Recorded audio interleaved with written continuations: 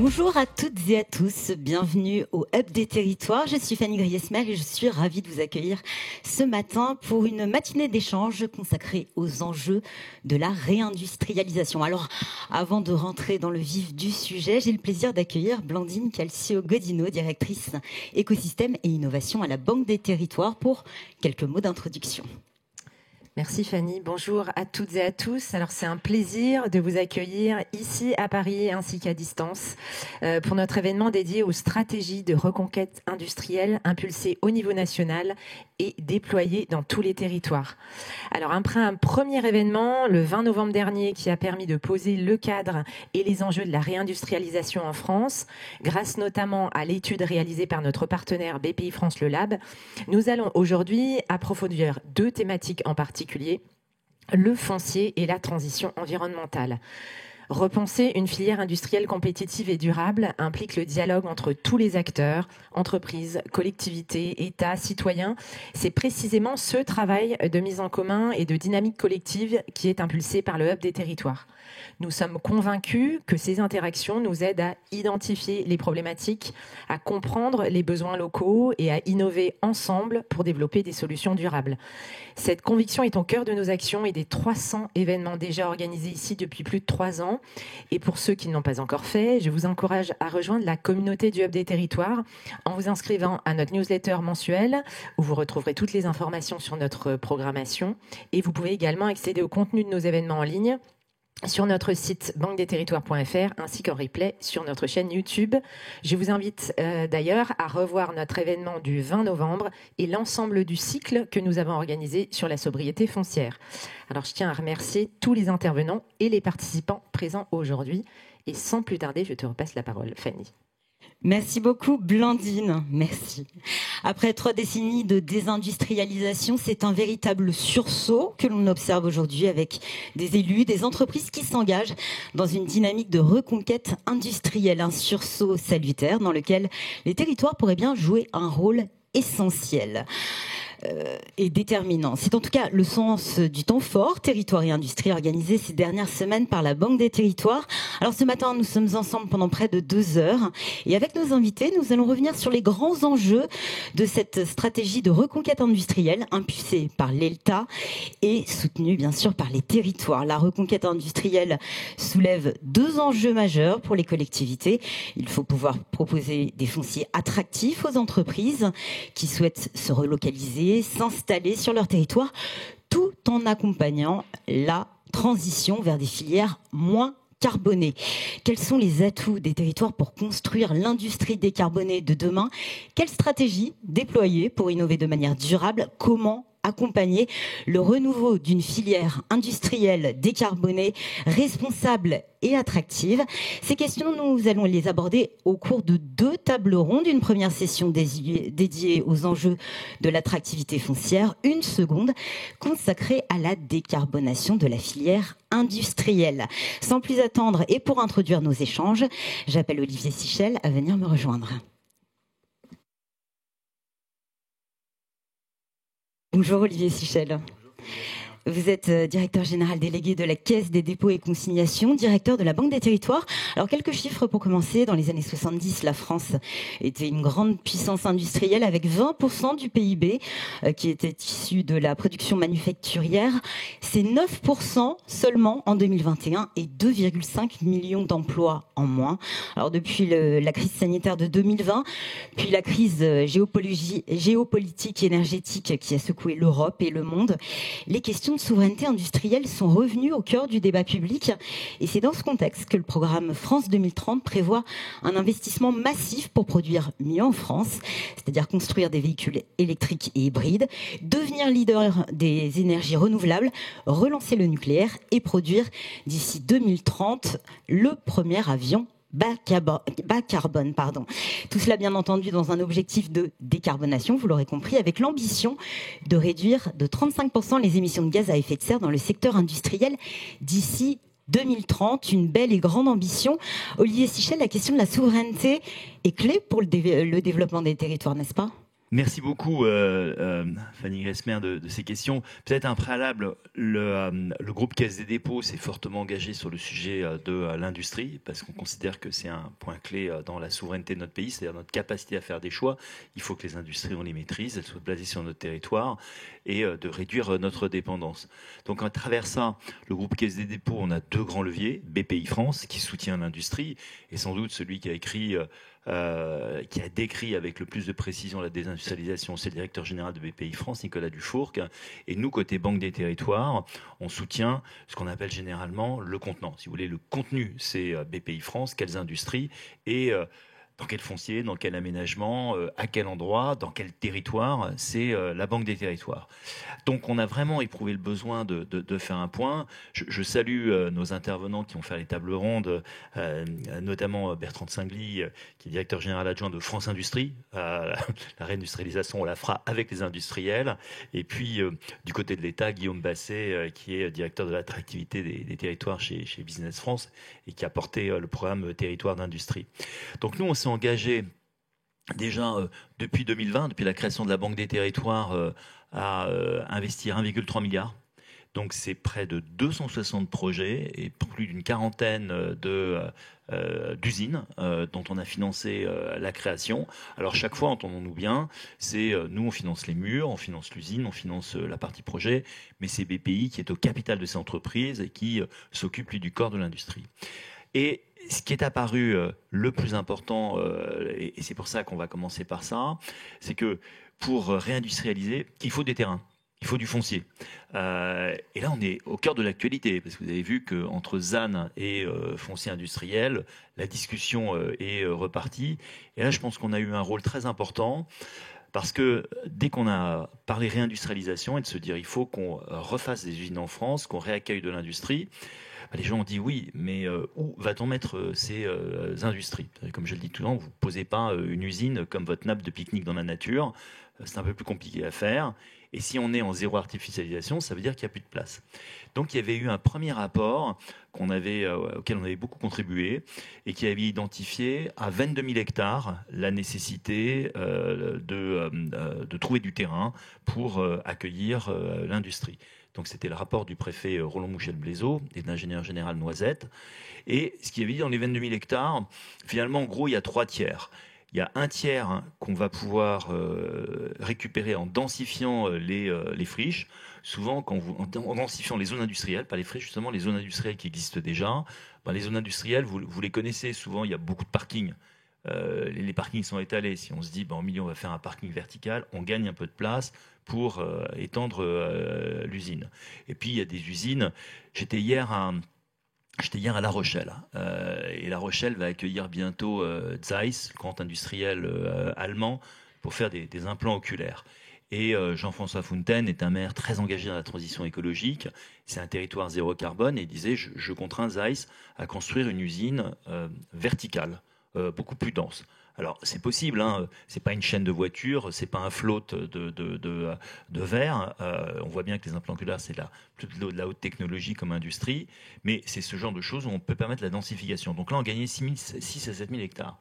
Ensuite il y avait la partie friche industrielle. Désindustrialisation dit qu'on a laissé à certains endroits des friches industrielles et avec les équipes de la Banque des Territoires, on récupère ces friches industrielles et on les remet à disposition de nouvelles industries.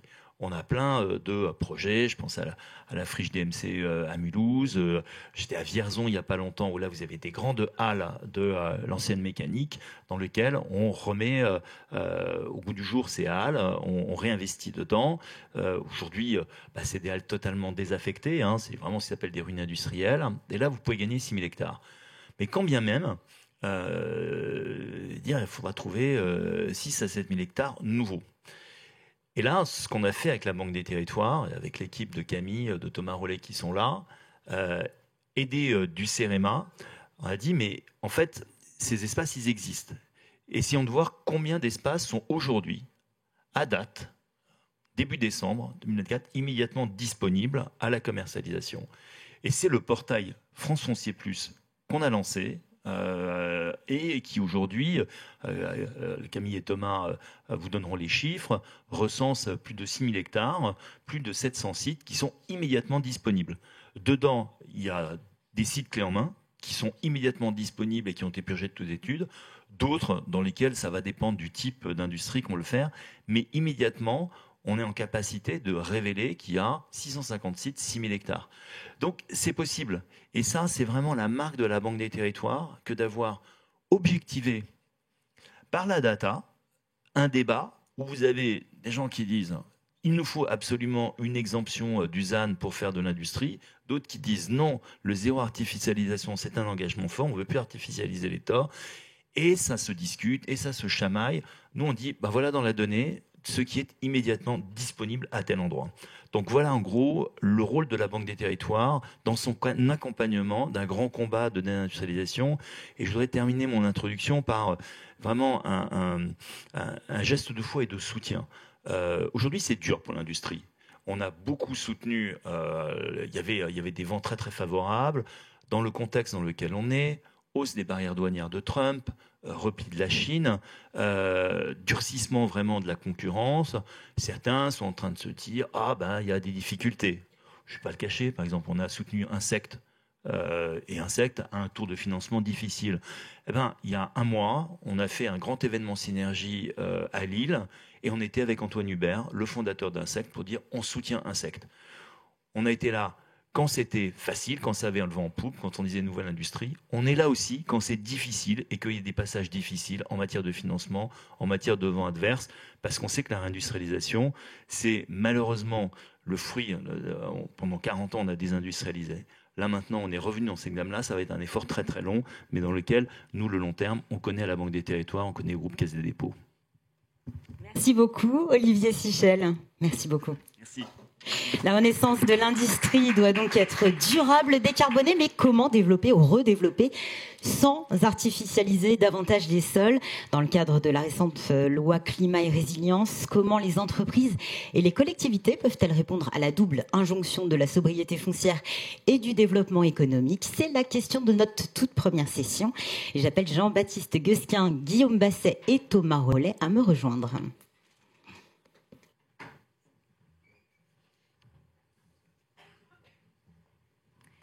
Bonjour à tous les trois. Je vous présente pour commencer Jean-Baptiste Guesquin, directeur de la délégation territoire d'industrie à l'ANCT, l'Agence nationale de la cohésion des territoires. Bonjour à vous. Thomas Rollet, responsable du portail France Foncier Plus, dont parlait un petit peu plus tôt Olivier Sichel à la Banque des Territoires. Et enfin, Guillaume Basset, directeur de l'attractivité des territoires et des grands projets énergétiques chez Business France. Merci à tous les trois d'être parmi nous ce matin. Vous en parliez également un peu plus tôt, Olivier Sichel, la mission interministérielle menée par Roland Michel Blaiseau en 2023 a estimé le besoin pour le développement de l'industrie dans nos territoires à l'horizon 2030. On parle de besoins en foncier, 22 000 hectares, on va le voir un petit peu plus tôt juste derrière nous. Nécessaire donc 22 000 hectares pour accueillir l'installation ou le retour des industries sur les territoires. Ils sont ainsi répartis 3 500 hectares en densification, 10 000 hectares en réhabilitation de friches, 8 500 en artificialisation. Alors comment mobiliser ce foncier sans artificialiser davantage? Eh bien, il y a plusieurs outils qui existent et qui sont aujourd'hui déployés par l'État pour accompagner les collectivités et les entreprises. Et on va commencer avec vous, Thomas Rollet, et le portail France Foncier Plus que vous allez tout de suite nous présenter. Oui, bonjour à toutes et à tous. Alors, sur France Foncier Plus, dont je suis le responsable à la Banque des Territoires, je crois qu'il a été plutôt bien présenté jusqu'ici. Grosso modo, nous, ce qu'on propose, c'est un outil numérique qui va mettre en visibilité tout le foncier qui est disponible en France. Le foncier est disponible plutôt immédiatement. C'est un portable qu'on a voulu simple, intuitif, plutôt facile à prendre en main, de sorte à pouvoir faciliter l'implantation des entreprises sur l'ensemble du territoire français. Donc ça s'adresse vraiment aux industriels pour faciliter leur implantation, trouver aussi les bons contacts, parce que c'est ça aussi une des problématiques qui a été remontée, c'est pas juste de trouver du foncier adapté aux besoins, c'est aussi de pouvoir trouver un réseau, un écosystème qui va pouvoir faciliter l'implantation. Et du côté des collectivités, là, la difficulté, c'est de pouvoir observer, diagnostiquer, voir quelles sont les possibilités au niveau du foncier et comment le valoriser en France, mais aussi à l'international. Et c'est là où on a besoin, par exemple, d'un acteur comme Business France pour vraiment pouvoir travailler l'attractivité de ces territoires et aussi pouvoir mettre en visibilité ces fonciers à l'étranger. Lorsque vous avez développé votre outil numérique, vous avez mené une enquête, vous avez consulté de nombreuses collectivités et entreprises. Quels sont les principaux enseignements de cette étude ? Alors, sur les principaux enseignements, nous, on s'est appuyé sur Intercommunalité de France, qui recense aujourd'hui, en tout cas qui a dans ses adhérents une très grande majorité d'intercommunalités qui ont la compétence de la gestion du foncier, notamment du foncier public. Donc, on a lancé une grande consultation auprès des intercommunalités. On a eu à peu près 300 répondants d'intercommunalités différentes. Et en fait, le constat, il a été assez inquiétant à première vue, puisqu'on avait un premier chiffre qui était que la moitié du territoire s'estimait en état de saturation foncière. Donc dans ces zones d'activité, sur la moitié du territoire, on n'était pas en 2030 en état de saturation, c'était maintenant, en 2024, déjà à l'état de la saturation. Donc voilà, ça c'est le premier chiffre. Le premier chiffre qui était d'autant plus inquiétant qu'il y a tous les ans une enquête qui est menée et qu'on était généralement entre 30 et 40% d'état de saturation. C'est une estimation, mais ça en dit long sur la pénurie de foncier qu'il y a aujourd'hui. Donc ça, c'est un peu le premier chiffre. Deuxième chiffre, c'est que sur ces fonciers-là, c'est pas les mêmes situations dans tous les territoires. Dans les métropoles, c'est quelque chose qui est déjà plutôt bien établi. La saturation est là, c'est pas un fait nouveau. Par contre, là où il y a quelque chose d'assez nouveau, c'est plutôt sur les territoires qui sont ruraux, où on voit que c'est aussi une difficulté de pouvoir mobiliser du foncier adapté aux besoins des entreprises. Donc là, voilà, c'est aussi quelque chose d'assez nouveau. Et par ailleurs, c'est aussi sur la typologie de foncier. Donc là, c'est plutôt sur la taille des fonciers. On est vraiment dans un état de très grandes difficultés à proposer des fonciers très grands pour les entreprises. On a en tête les grands fonciers qui accueillent aujourd'hui les gigafactories de plus de 50 hectares. Et là, c'est très compliqué de pouvoir aujourd'hui en proposer de nouveaux, même si derrière, on a d'autres solutions dans le cadre des cycles en main France 2030. Mais voilà, c'est une difficulté aussi. Et autre difficulté, c'est sur les fonciers de plus petite taille, où là, voilà, c'est aussi très compliqué. Et puis après, au-delà du foncier, on a des questions d'acceptabilité. Les collectivités nous ont remonté ces enjeux-là de manière très très forte, puisque près de 64% des répondants ont remonté cette difficulté. Et par ailleurs, c'est tout ce qu'il y a autour du foncier, c'est-à-dire les ressources, c'est-à-dire tout ce qui est l'écosystème, où là, c'est aussi une des problématiques que de pouvoir le trouver. Vous avez consulté également les entreprises. Quel retour vous avez eu de ce côté-là ? Alors, du côté des entreprises, on a sollicité, grâce à l'appui de France Industrie, à peu près 50 entreprises. Donc là-dessus, le constat, il est aussi le même. C'est d'abord une certaine crainte de la part des entreprises de devoir aller dans d'autres pays en raison de la pénurie du foncier. Ça, c'est une réponse pour 3/4 des entreprises qui ont été interrogées, en sachant qu'aujourd'hui, la destination France, qu'on vend tous autour de cette table, c'est en concurrence avec les pays européens qui ont d'autres éléments d'attractivité, et aussi les pays de l'ensemble du monde, les États-Unis, la Chine, etc., sur lesquels on est aussi en concurrence avec ces acteurs-là. Et d'autres portails aussi qui ont été mis en place à l'étranger ? Oui, il y a déjà depuis un certain temps, les autres destinations mondiales se sont structurées, et donc on a diagnostiqué un peu tous ces portails. On a notamment en Europe le portail de la Suède, le portail du Royaume-Uni. On a aussi certaines régions allemandes qui se sont mobilisées sur ces questions-là, le portail de la Chine, des États-Unis. Et donc on a identifié dans ces portails à la fois des écueils, là on ne devait pas aller, c'est-à-dire remplacer les régions, ces acteurs-là qui ont des expertises en France qu'on n'a pas vocation à remplacer. Et on a aussi identifié des bonnes pratiques, c'est-à-dire facilité d'accès, mise en relation, facilité de la part des acteurs, et aussi partage de l'information. L'industriel, il n'y a pas besoin de beaucoup d'informations au début, il a juste besoin de savoir son foncier, ce qu'il y a autour, et quel est le bon contact pour l'accompagner. Le portail France Foncier Plus s'adresse donc aux entreprises françaises, mais aussi internationales. Rappelons que la France est la première destination européenne des investissements internationaux depuis 2018, tous secteurs confondus, et plus particulièrement pour le secteur industriel, on ne compte pas moins de 1800 projets d'investissement par an. Guillaume Basset, vous êtes directeur de l'attractivité des territoires et des grands projets stratégiques chez Business France. Alors c'est vrai qu'on connaît le rôle de Business France pour attirer les entreprises sur le sol français, mais comment Business France intervient-elle pour encourager les implantations locales au sein des territoires ? Bonjour à tous. Déjà, merci beaucoup pour l'invitation de la Banque des Territoires. Pour résumer l'intervention de Business France, nous, notre raison d'être, c'est l'international. Donc, c'est l'internationalisation des entreprises et des territoires au service de deux objectifs. Un, tout faire pour rééquilibrer les comptes extérieurs de la France. Donc, ça, c'est le volet export. Et réindustrialiser la France. Les deux sont liés en faisant venir des investisseurs étrangers sur les segments manquants des chaînes de valeur. Et donc sur la partie attractivité, et c'est vrai que souvent notre rôle est pas forcément connu de la maille infrarégionale, donc des intercommunalités, c'est plus compliqué. On travaille énormément en lien avec les régions, un peu moins avec les intercommunalités, et c'est l'occasion pour moi un peu d'expliquer notre rôle. En fait, l'essentiel des équipes de Business France est à l'international, et sur la partie attractivité, notre job est de détecter les projets, les cahiers des charges des projets d'investissement étrangers et les diffuser. Donc chaque année, on diffuse environ 1800 projets d'investissement étrangers et tous les vendredis après-midi, ces projets sont diffusés aux régions, aux agences régionales d'attractivité. Et on coordonne les offres territoriales qui sont faites dans le cadre d'un dialogue avec l'investisseur. Et après, on passe le relais au territoire, donc à l'agence régionale. Et donc, pour pouvoir vous positionner effectivement sur les projets d'investissement étrangers qu'on diffuse, c'est à travers vos agences régionales de développement. Après, on mène un certain nombre d'actions un peu ad hoc au service des territoires, qui sont des actions sur mesure, environ une centaine d'actions de prospection d'investisseurs étrangers, et on le fait main dans la main avec les agences régionales de développement. Donc, on parle par exemple la vallée de la batterie à Dunkerque, etc.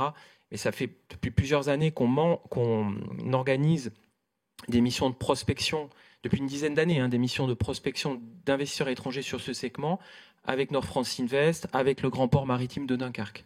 Et donc ça, évidemment, on est à la disposition, et je pense aux territoires qui sont connectés, on est à la disposition en fonction de leurs priorités sectorielles pour prospecter et accompagner les projets. Vous êtes présent dès l'origine des demandes d'investissement. Vous connaissez bien les investisseurs. Quelles sont leurs attentes aujourd'hui en matière de foncier ? Alors, je dirais qu'il y a plusieurs attentes. Il y a un gros trou dans la raquette sur les fonciers de plus de 20 hectares. Clairement, on le voit, malgré une décélération du secteur industriel, on voit un peu les trains passer sur ce type de projet où on a des difficultés à identifier des fonciers de plus de 20 hectares, bien connectés au réseau de transport, et c'est le sujet souvent des bassins d'emploi, on dit, c'est un peu notre jargon, des bassins d'emploi profonds, mais avec suffisamment de main-d'œuvre. Et l'autre défi, c'est le défi énergétique. C'est pour ça qu'on a signé récemment un partenariat avec RTE pour essayer d'identifier en amont la disponibilité électrique sur les terrains. Mais clairement, on sait que la consommation énergétique de l'industrie devrait doubler d'ici 2050, en lien avec l'électrification des usages. Et donc, il y a un travail, c'est ce qu'avait fait le grand port maritime de Dunkerque à l'époque avec Stéphane Raison, où ils avaient mené ce travail de clé en main, pas seulement sur les autorisations, mais aussi sur le volet énergétique, en investissant aussi aux côtés de RTE.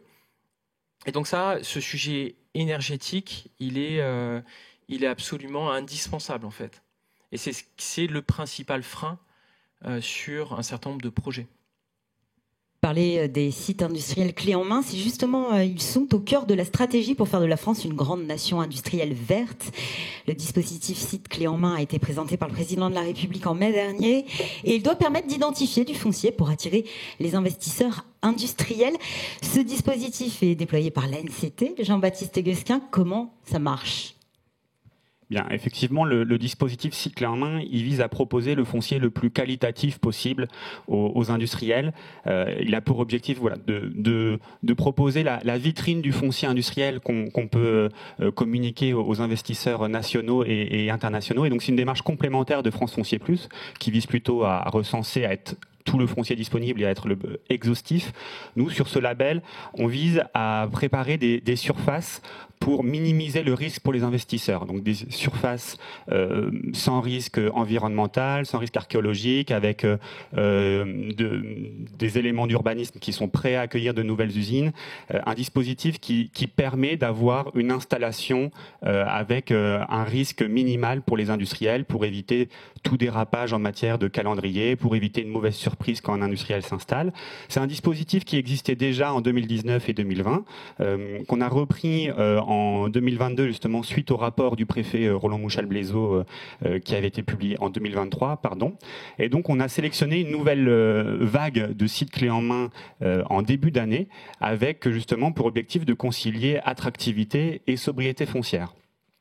Alors, sur ces sites-là, on recherche beaucoup de critères. On cherche des sites de grande surface, des sites matures, des sites qui sont implantés dans des bassins d'emploi profonds, comme le disait Guillaume, des sites bien embranchés, avec des utilités disponibles pour les investisseurs. Donc, on cherche un peu le mouton à 5 pattes, en fait, sur ce dispositif. Et l'équation attractivité et sobriété foncière, elle est effectivement très difficile à résoudre. On est obligé de desserrer certaines contraintes si on veut chercher des sites à potentiel et des sites qui peuvent intéresser les investisseurs. Et nous, on a choisi de desserrer la contrainte temporelle. Donc, on a pris des sites qui n'étaient pas forcément clés en main à l'instant T, mais des sites qui ont vocation à être clés en main et qu'on va accompagner pour justement les aider à franchir les dernières étapes pour être parfaitement clé en main pour un industriel. Donc on a choisi 55 sites cette année avec un travail collectif qui a mobilisé les préfectures, les conseils régionaux, au niveau national le ministère de l'Industrie, le ministère de la Transition écologique, les différents opérateurs, Banque des Territoires, Business France, CEREMA, ADEME, pour avoir des sites qui font consensus finalement entre tous les acteurs, pour avoir les sites avec le potentiel le plus intéressant pour les industriels. Et on se rend compte qu'en termes de maturité, les sites qui cochent toutes les cases, on n'en a pas beaucoup en fait pour le moment, puisque sur les 55 sites, on en a 5 qui cochent toutes les cases à l'instant T en 2024. On en a une petite dizaine qui vont cocher toutes les cases d'ici la fin d'année prochaine si tout se passe bien. Et on a ensuite différentes générations de sites pour les prochaines années. Et l'enjeu pour nous justement, c'est de préparer le terrain pour les prochaines années, puisque ces terrains parfaits sont excessivement rares à l'instant T. Donc c'est ce qu'on s'attache à faire sur le dispositif des sites clés en main, les accompagner à être clés en main. Donc cette année, on a mis en place des ateliers pour chacun de ces sites qui sont en cours de finalisation, pour les doter d'une feuille de route la plus opérationnelle possible, avec vraiment le qui fait quoi en local sur chaque site, pour avoir des terrains qui soient clés en main à la fin. Donc faire le point sur les études environnementales à lancer, faire le point sur le modèle économique des sites, faire le point sur les différents éléments de dépollution qui sont parfois nécessaires sur certains sites. Surtout qu'on a choisi des sites exemplaires en matière de sobriété foncière, puisque sur les 55 sites, on en a une trentaine qui sont dans une logique de recyclage foncier, donc soit en friche ou en densification. Donc on a vraiment mis le curseur haut sur ce sujet de sobriété foncière. Et là, on a un vrai enjeu d'accompagnement sur le long terme de ces sites, à la fois en termes d'ingénierie, en termes de financement. Le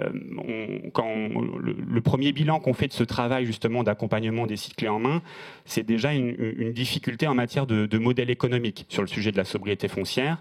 Quand on fait la somme des besoins financiers remonté par l'ensemble des sites, on est à plus de 200 millions d'euros de déficit d'opération sur ces sites clés en main, donc quelque chose qui est assez lourd, assez massif, en faisant le constat en parallèle que l'ingénierie est souvent insuffisante pour affiner ces modèles économiques.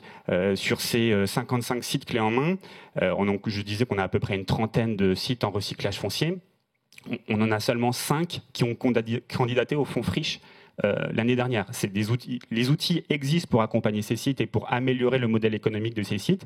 Et malgré le déficit d'opération qu'on observe, on voit que peu d'acteurs finalement activent les outils disponibles et activent les outils que l'État a mis en place pour favoriser le recyclage foncier. Donc, pour nous, la priorité, ça va justement être de mettre un maximum d'ingénierie dans ces sites clés en main pour affiner leur préparation, leur accompagnement. Donc on va le faire avec les outils de l'ANCT par rapport à la préparation globale de ces sites. On va le faire en lien aussi avec la Banque des Territoires sur les sujets de modèle économique. Mais on est convaincu que ces sites, ils ont vraiment un potentiel extrêmement important. Ils ont été choisis par tous les acteurs. Ce sont des sites plutôt de grande surface, des sites qui sont souvent bien positionnés et qui ont un vrai potentiel de réindustrialisation. Et donc nous, l'enjeu, ça va être de davantage les accompagner l'année prochaine et de davantage les valoriser. Certes, les 55 sites ne sont pas prêts tout de suite, mais on a une dizaine de sites qui sont très intéressants et qui peuvent aujourd'hui tout à fait convenir aux besoins d'un investisseur. Et justement, qu'est-ce qui fait d'un projet très intéressant? Quels sont les critères? Qu'est-ce qui se rapproche finalement du schéma idéal pour répondre aux impératifs de sobriété foncière? Des exemples peut-être à nous donner. Alors le cas idéal d'un investissement qui crée beaucoup d'emplois tout en respectant une logique de sobriété foncière. J'ai un cas très récent qui me vient en tête, c'est le cas du territoire d'industrie de Nord-Franche-Comté, donc sur le bassin d'emploi de Montbéliard, Sochaux, Belfort, qui vient d'avoir la confirmation de l'installation d'une usine de panneaux solaires, un investissement chinois, qui va se faire dans des anciens locaux de Forestia, donc des locaux que Forestia a libérés il y a quelques années, qui étaient encore tout à fait au niveau pour accueillir de l'activité industrielle avec les différentes utilités disponibles sur le site. Et là, le territoire a réussi justement à proposer un site fonctionnel rapidement à ses investisseurs, et on coche toutes les cases sur ce genre d'investissement, il y a plusieurs milliers d'emplois qui sont envisagés sur cet investissement. Ça permet aussi de redonner une dynamique à un site justement qui avait perdu de l'emploi, tout en occupant des locaux qui avaient été libérés. Donc en termes de sobriété foncière, quelque chose d'exemplaire. Et je pense que sur ces fermetures récentes d'usines, on a un vrai potentiel caché en termes de capacité d'accueil d'industriels. Les friches polluées qui existent depuis plusieurs décennies, elles vont forcément mettre du temps à se dépolluer, à être accompagnées. Il faut le faire, mais c'est vraiment pour le long terme. Si on veut concilier sobriété foncière et attractivité à court terme, je pense que ces bâtis industriels qui ont été libérés ces dernières années fournissent un gisement très intéressant. Alors la visibilité du foncier avec notamment le portail France Foncier Plus, il y a les sites clés en main, tous ces dispositifs permettent d'attirer les entreprises françaises ou étrangères pour redynamiser un territoire. Mais que se passe-t-il quand les entreprises ferment? Comment réfléchir à la question du foncier quand le contexte économique se tend, Guillaume Basset? Alors effectivement, malheureusement, on est en plein dans le contexte actuel. Sur les comptes étrangers, si on regarde les 8 premiers mois de l'année 2024, on a une multiplication par 3,5 des défaillances, des désinvestissements par rapport aux 8 premiers mois de l'année 2022. Donc un triplement. Et donc chaque semaine, on a malheureusement ce type d'annonce. Je pense que la priorité, c'est d'éviter justement l'émergence de nouvelles friches industrielles et de tout faire pour pas qu'il y ait de rupture, disons, d'exploitation, et prévenir, parce qu'il y a effectivement la requalification des friches existantes, mais aussi, et je pense que ça fait partie de l'actualité récente, il faut vraiment mener une action de prévention des friches industrielles. Donc il y a eu un certain nombre d'annonces sur une task force restructuration, et ça, je pense que c'est clairement la priorité depuis, à mon sens, quelques semaines, quelques mois. On a su par le passé faire cela. Je pense par exemple à l'usine Arjo-Higgins dans la Sarthe à Bessay-sur-Bray, où on a réussi à faire implanter Colmy, qui fabrique des gants en nitrile, dans un territoire pourtant très enclavé. On a le cas, par exemple, de l'usine Bridgestone à Béthune. Vous vous souvenez de l'impact médiatique à l'époque, plus de 800 salariés licenciés et qui aujourd'hui est réindustrialisé. Le site est réindustrialisé quasiment à 80%. Donc on a quand même des exemples et des rétextes qui sont intéressants. Donc je disais donc multiplication par 3 des désinvestissements. Je pense à Michelin, je pense à Valeo, je pense à un certain nombre de comptes. Alors comment on intervient ? Nous on intervient à la fois pour positionner ces sites-là dans les réponses aux projets, aux 1800 projets que j'identifie, qu'on diffuse chaque année aux régions. Et puis après on a des actions de prospection ad hoc sur ces sites-là ou sur la base d'un certain nombre de filières priorisées avec l'entreprise qui désinvestit avec le territoire, on va lancer une prospection ad hoc. L'an dernier, on était à 12 actions sur ce type de désinvestissement. Cette année, on voit qu'il y a une forte croissance. Mais en fait, Business France a une toute petite partie de la solution. Et donc, il faut vraiment travailler en mode projet avec l'entreprise, avec le territoire, avec la Banque des territoires, avec la NCT, etc. Ça, je pense que pour moi, ça fait partie du défi. Enfin, c'est un des principaux défis des prochains mois. Alors on le comprend, pour les collectivités, les élus, il n'est pas toujours simple de concilier impératif de sobriété foncière et développement économique des territoires. Ce sont parfois des logiques contradictoires. Messieurs, est-ce que vous pensez qu'on peut y arriver ? Est-ce que l'on va y arriver selon vous ? Mais je pense que de toute façon, il n'y a pas vraiment le choix sur le sujet. On attend de voir en termes de ZAN quelles vont être les éventuelles évolutions, mais à long terme, ces sujets de sobriété foncière sont une nécessité pour les territoires industriels. Il y a beaucoup de territoires qui ont accueilli, qui ont largement urbanisé pour accueillir différentes activités, par exemple logistiques ces dernières années, et qui aujourd'hui y reviennent et sont beaucoup plus sélectifs en matière de sobriété foncière. Et pour concrètement y arriver, moi je pense qu'on a besoin d'outils d'ingénierie, de financement, justement d'une logique d'accompagnement en faveur des différents porteurs de projets, que ce soit des collectivités propriétaires de ces fonciers ou d'autres acteurs. Mais on a besoin de beaucoup d'anticipation et d'ingénierie pour résoudre cette contrainte qui, effectivement, si on la prend de manière brutale, à court terme, est extrêmement compliquée. Thomas Rollet, Guillaume Basset. Oui, peut-être pour aller sur ce que disait Jean-Baptiste, hein, en tout cas nous ce qu'on considère sur ces éléments-là, modulo l'aspect législatif qui est un petit peu mouvant, c'est que sur la sobriété, ce serait plutôt une opportunité. On le voit sur France Foncier, il y a 700 disponibilités, elles sont pas toutes qualifiées, c'est-à-dire que c'est un peu une logique opportuniste, c'est-à-dire qu'on attend un projet, mais on ne sait pas vraiment lequel. Et ça, disons que pour accueillir une entreprise, ça s'anticipe en fait. Il faut vraiment savoir, est-ce que je veux aller vers de la logistique, est-ce que je veux aller vers de l'industrie ou d'autres activités.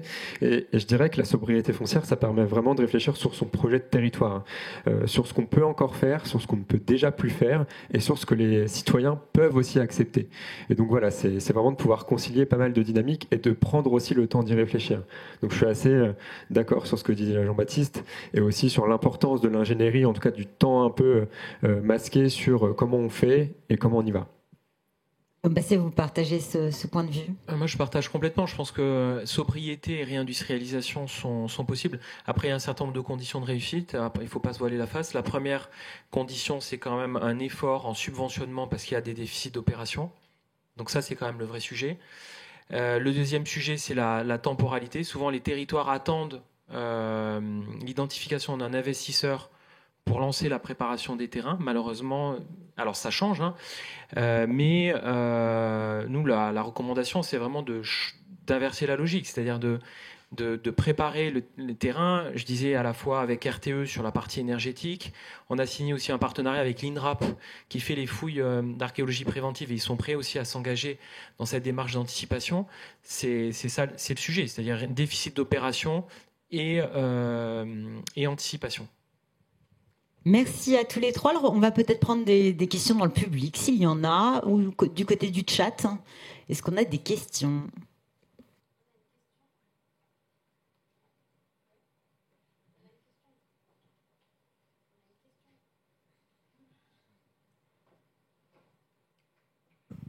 On a une question du côté du chat, c'est sur l'alimentation du portail France Foncier Plus. Comment est-ce qu'il est alimenté ?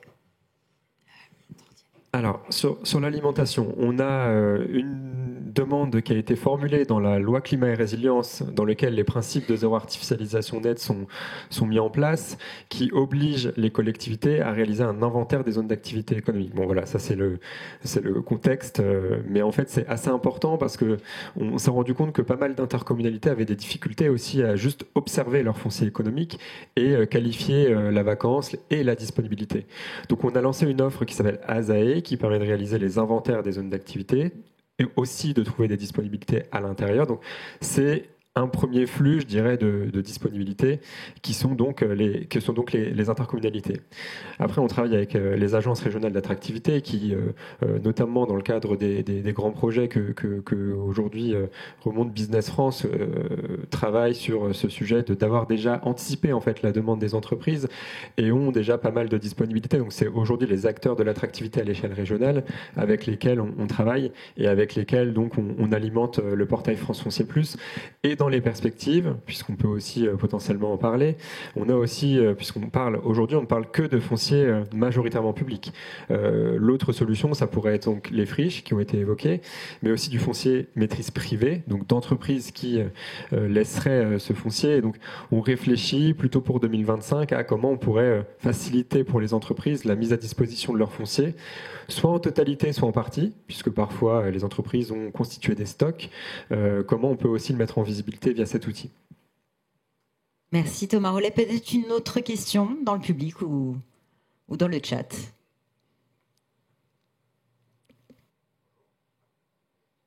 Bonjour, Julien Sissoko, je suis directeur adjoint à communauté d'agglomération de Cergy-Pontoise au développement économique.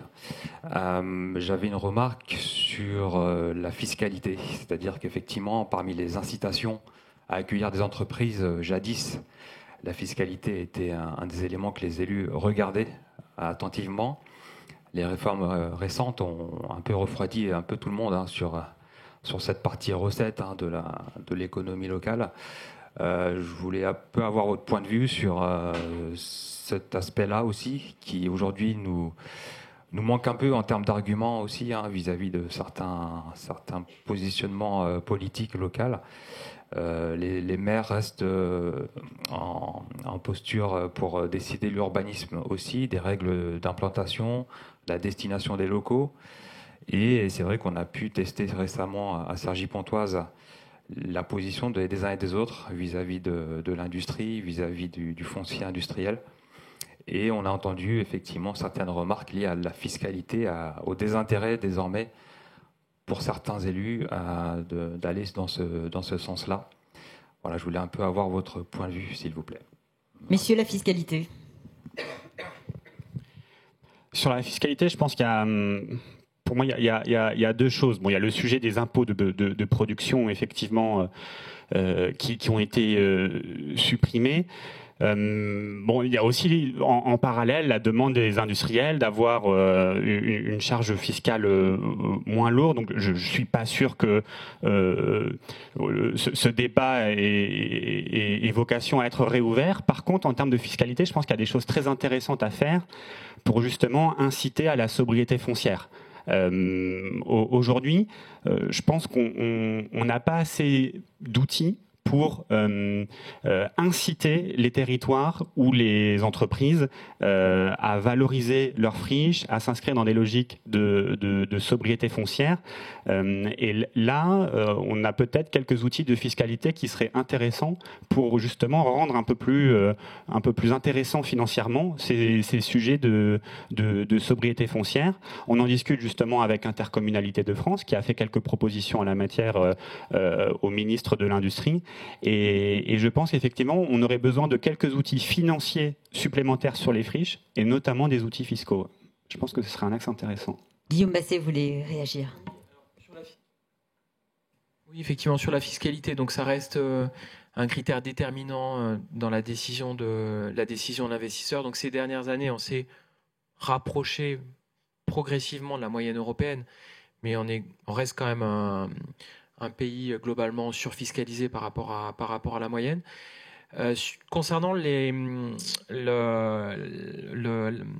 projets qu'on accompagne, je pense que pour nous, c'est une donnée très intéressante de savoir si vos collectivités locales ont pris des délibérations d'exonération sur la fiscalité locale, que ce soit la CFE, la taxe foncière, etc. Ça, c'est des données qui sont très, très importantes. Et en parallèle, parce qu'on a ce sujet aussi d'acceptabilité des projets, on a monté un partenariat avec la DGFiP, ça s'appelle Tax for Business, avec une équipe à la DGFiP qui est dédiée pour faire des simulations fiscales. C'est-à-dire, si mon territoire accueille ce projet, quel va être le surcroît de recettes fiscales pour financer les services publics de mon territoire. Et ça, on a le cas, par exemple, pas seulement pour les projets industriels, mais on sait que, par exemple, aujourd'hui, on est sur une période assez limitée, mais où on a pas mal de projets de centres de données liés à l'intelligence artificielle, de centres de calcul. Et on en a enregistré plusieurs ces dernières semaines et ces derniers mois. Mais il y a toujours une réticence des élus locaux en disant est-ce que, au fond, c'est des projets qui sont peu créateurs d'emplois. Pour moi, c'est moins le sujet dans un contexte où on est pas proche du plein emploi, mais on n'est pas très très loin. Le sujet, c'est aussi la capacité à accueillir ce type de projet stratégique. Et donc là, vous avez un outil qui s'appelle Tax for Business via Business France pour sensibiliser vos élus sur les recettes fiscales supplémentaires possibles. Merci à tous les trois pour votre participation. Une autre question. Oui, qui concerne Jean-Baptiste. De quelles aides de l'État une collectivité qui souhaiterait rendre son site clé en main en anticipant les études environnementales et des travaux d'aménagement et de dépollution pourrait-elle bénéficier ? Alors aujourd'hui, dans l'offre de service du label Clé en main, on a plusieurs éléments. On a de l'ingénierie de l'Agence nationale de la cohésion des territoires, et donc ça, c'est déjà en cours cette année avec des missions d'accompagnement de chacun des 55 sites Clé en main. La Banque des territoires propose également de l'ingénierie et du financement à hauteur de 450 millions d'euros en capital et en prêt. Enfin, Business France valorise ses sites à l'international auprès des investisseurs étrangers. Sur les études réglementaires, c'est un sujet aujourd'hui qu'on est en train de discuter au niveau national pour voir si on pourrait en prendre en charge une partie au niveau de l'État. Aujourd'hui, c'est pas le cas. Les missions d'ingénierie qu'on déploie, c'est plutôt des missions sur la stratégie du site, sur le modèle économique du site, sur des études très techniques, très réglementaires. On est en train de voir justement l'année prochaine si on peut pas apporter quelques éléments supplémentaires. En l'état, on a 55 sites qui sont labellisés. Pour l'instant, on n'a pas ouvert à de nouvelles candidatures, même si on sait qu'on a des sites intéressants qui pourraient rejoindre le label. Mais on est justement en train de réfléchir pour pouvoir avoir un format un peu plus ouvert l'année prochaine et un format aussi qui puisse évoluer avec le temps. Sur les 55 sites, on a peut-être quelques sites sur lesquels l'horizon est à trop long terme. On a aussi des sites en parallèle qui ont manifesté leur intérêt et qui sont très intéressants. Et donc, pour l'année prochaine, un de nos sujets va être aussi de voir comment on fait évoluer le dispositif. Une question dans le public. Oui, voilà. Donc bonjour, merci de votre présentation. Donc, je suis Martina Cléry, donc en charge de la ville productive, donc au sein de Plaine Commune. Donc on est sur le 93 et donc voilà, sur un territoire qui est aujourd'hui aussi très très attractif et avec un foncier très réduit. Et donc tout à l'heure vous avez plutôt dressé des problématiques, j'ai envie de dire plutôt sur le plan national, des besoins du foncier, du gros foncier pour les investissements étrangers aussi. Alors on est sur la région parisienne, petite couronne. Nous avons des enjeux aussi industriels et surtout Plaine Commune, c'est un ancien territoire d'industrie. Et justement, donc, nous sommes très quelque part aujourd'hui regardant comment on va orienter ces territoires. Est-ce qu'on garde le côté industriel ou est-ce qu'on s'éloigne complètement ? Est-ce qu'il y a des outils aujourd'hui ou des pistes ou voilà, quelque chose que vous pourriez proposer justement au territoire, parce que nous, on a des entreprises, en fait, plutôt petites entreprises, très innovantes, mais qui font de l'industrialisation, voilà, qui sont aussi en développement. Qu'est-ce qu'aujourd'hui on peut proposer à ce type de territoire, à ce type d'entreprise, pour quelque part ne pas partir aussi, mais aussi pour avoir justement des leviers de développement et voilà. J'espère que ça a été suffisamment clair. Une question peut-être un peu ouverte. Guillaume Basset, Jean-Baptiste Guesquin. Nous, sur le programme Territoire d'industrie, l'objectif, c'est là, on a parlé surtout du dispositif site clé en main, mais plus généralement, le but du programme, c'est de créer l'écosystème le plus attractif possible en termes de développement industriel. Et donc, on a des collectivités qui sont engagées sur des sujets de développement industriel et qui vont travailler les différentes actions collectives pour renforcer leur territoire. Donc, ça va être des actions en matière de foncier, pas forcément uniquement sur les sites clés en main, des actions en termes de développement des compétences, puisque le sujet qui revient aussi très souvent des industriels, c'est les difficultés de recrutement. Donc là, on outille le territoire pour justement mettre en place des actions ambitieuses en la matière et trouver le bon interlocuteur dans la sphère publique qui peut les aider. Ça peut être des actions en matière d'innovation, en matière de transition écologique. On a par exemple beaucoup de territoires qui s'engagent sur des sujets d'écologie industrielle territoriale. Donc il y a énormément d'ingrédients nécessaires pour la réindustrialisation. Nous, on part du principe que ça se joue au niveau du terrain, ce genre de discussion. On a besoin d'élus, de collectivités engagés dans leur développement industriel et qui font vraiment de l'industrie un projet de territoire. Les industriels sont aussi présents dans ces territoires d'industrie pour exprimer leurs besoins et prioriser les différentes actions. Et nous, ensuite, on outille ces territoires d'industrie avec de l'ingénierie, avec des chefs de projet, avec une enveloppe d'investissement dans le cadre du Fonds vert et en mobilisant les différents partenaires publics qui peuvent les aider sur ces différents sujets. Peut-être en complément, je pense que vous avez raison, il n'y a pas seulement le sujet d'attirer des nouveaux projets, mais il y a aussi le sujet de la rétention, entre guillemets, des comptes, des entreprises qui sont déjà implantées dans nos territoires. Donc pour moi, il y a plusieurs leviers de réponse. Le premier levier, c'est effectivement ce travail de détection des projets ou des entreprises qui sont contraintes dans leur développement sur leur site existant. Donc c'était un peu le sens aussi, alors c'était sur des territoires en difficulté, mais de la démarche rebond, mais de pouvoir détecter les projets potentiels et leur temporalité et de pouvoir aussi les accompagner. Et puis après, je pense qu'il y a un dialogue entre le territoire et l'entreprise au fond sur le type d'immobilier nécessaire. Et souvent, il y a une négociation entre la vision idéale de l'entreprise et puis, in fine, ce qui va se faire. Mais je pense que ce travail de rétention, il est très important parce que souvent, les entreprises restent vivant heureux, vivant cachés. Et puis, parfois, il y a un départ qui n'est pas anticipé. Ça, c'est pour les entreprises en développement. Et puis, il y a aussi le sujet des entreprises susceptibles de désinvestissement. Et donc là, de pouvoir faire un suivi effectivement rapproché sur certaines filières auto, chimie, agroalimentaire, machines, voilà. Donc ça, c'est essentiel pour moi. Oui.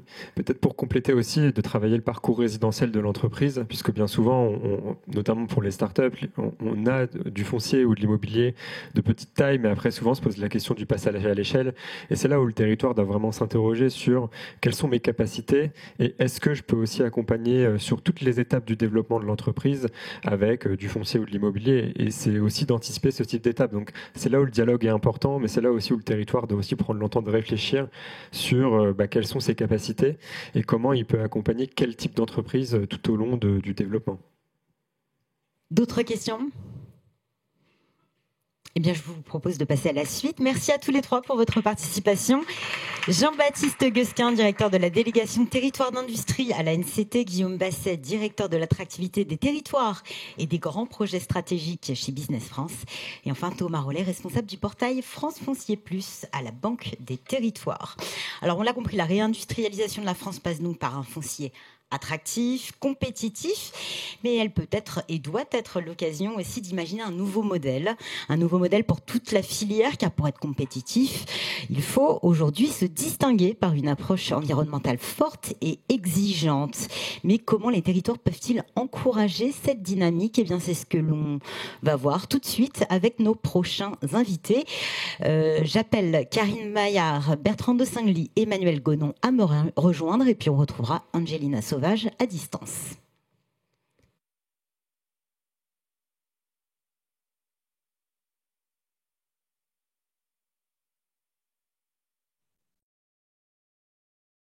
Merci à tous les quatre d'être avec nous aujourd'hui, de contribuer à cet échange.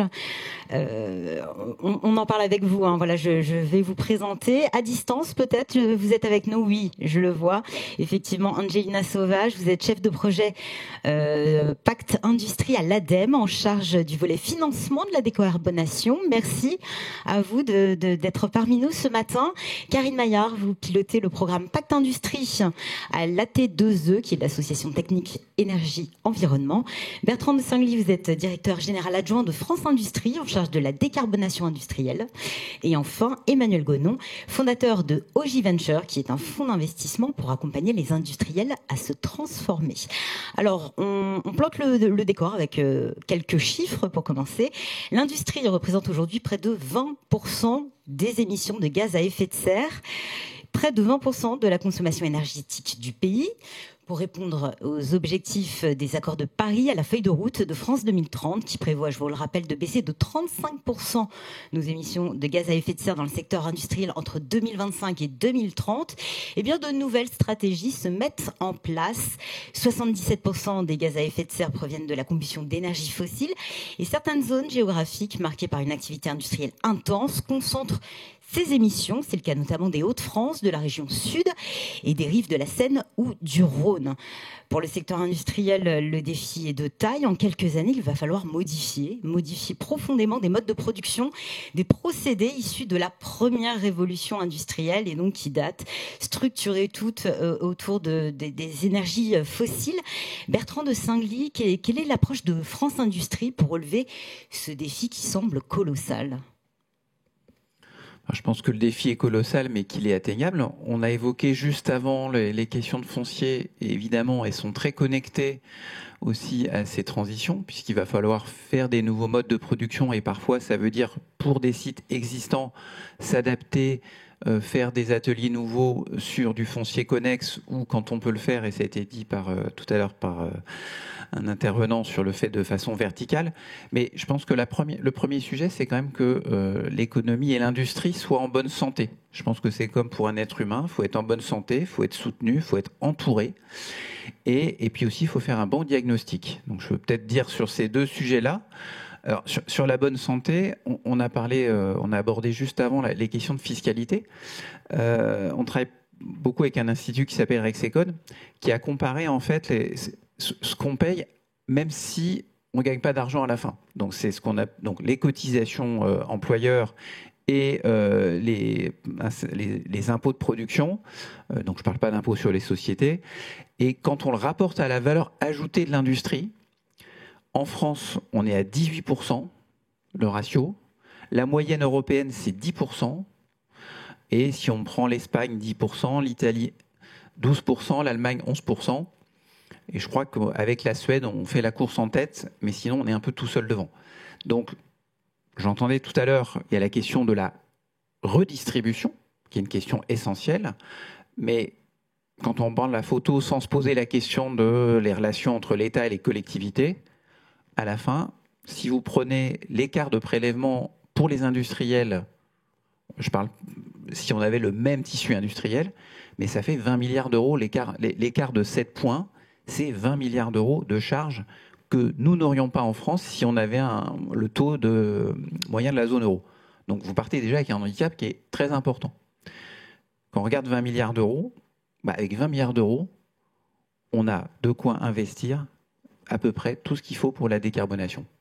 Donc, quelque part, c'est pour ça que chez France Industrie, avec nos 80 membres, donc des fédérations et des entreprises, le premier message qu'on passe, c'est qu'il faut quand même, sur les fondamentaux, s'améliorer parce que effectivement, sans rentrer dans le débat de est-ce qu'il faut des subventions publiques pour réussir la décarbonation, aujourd'hui, avec le handicap que nous avons sur la partie cotisation et impôts de production, la réponse est évidemment oui.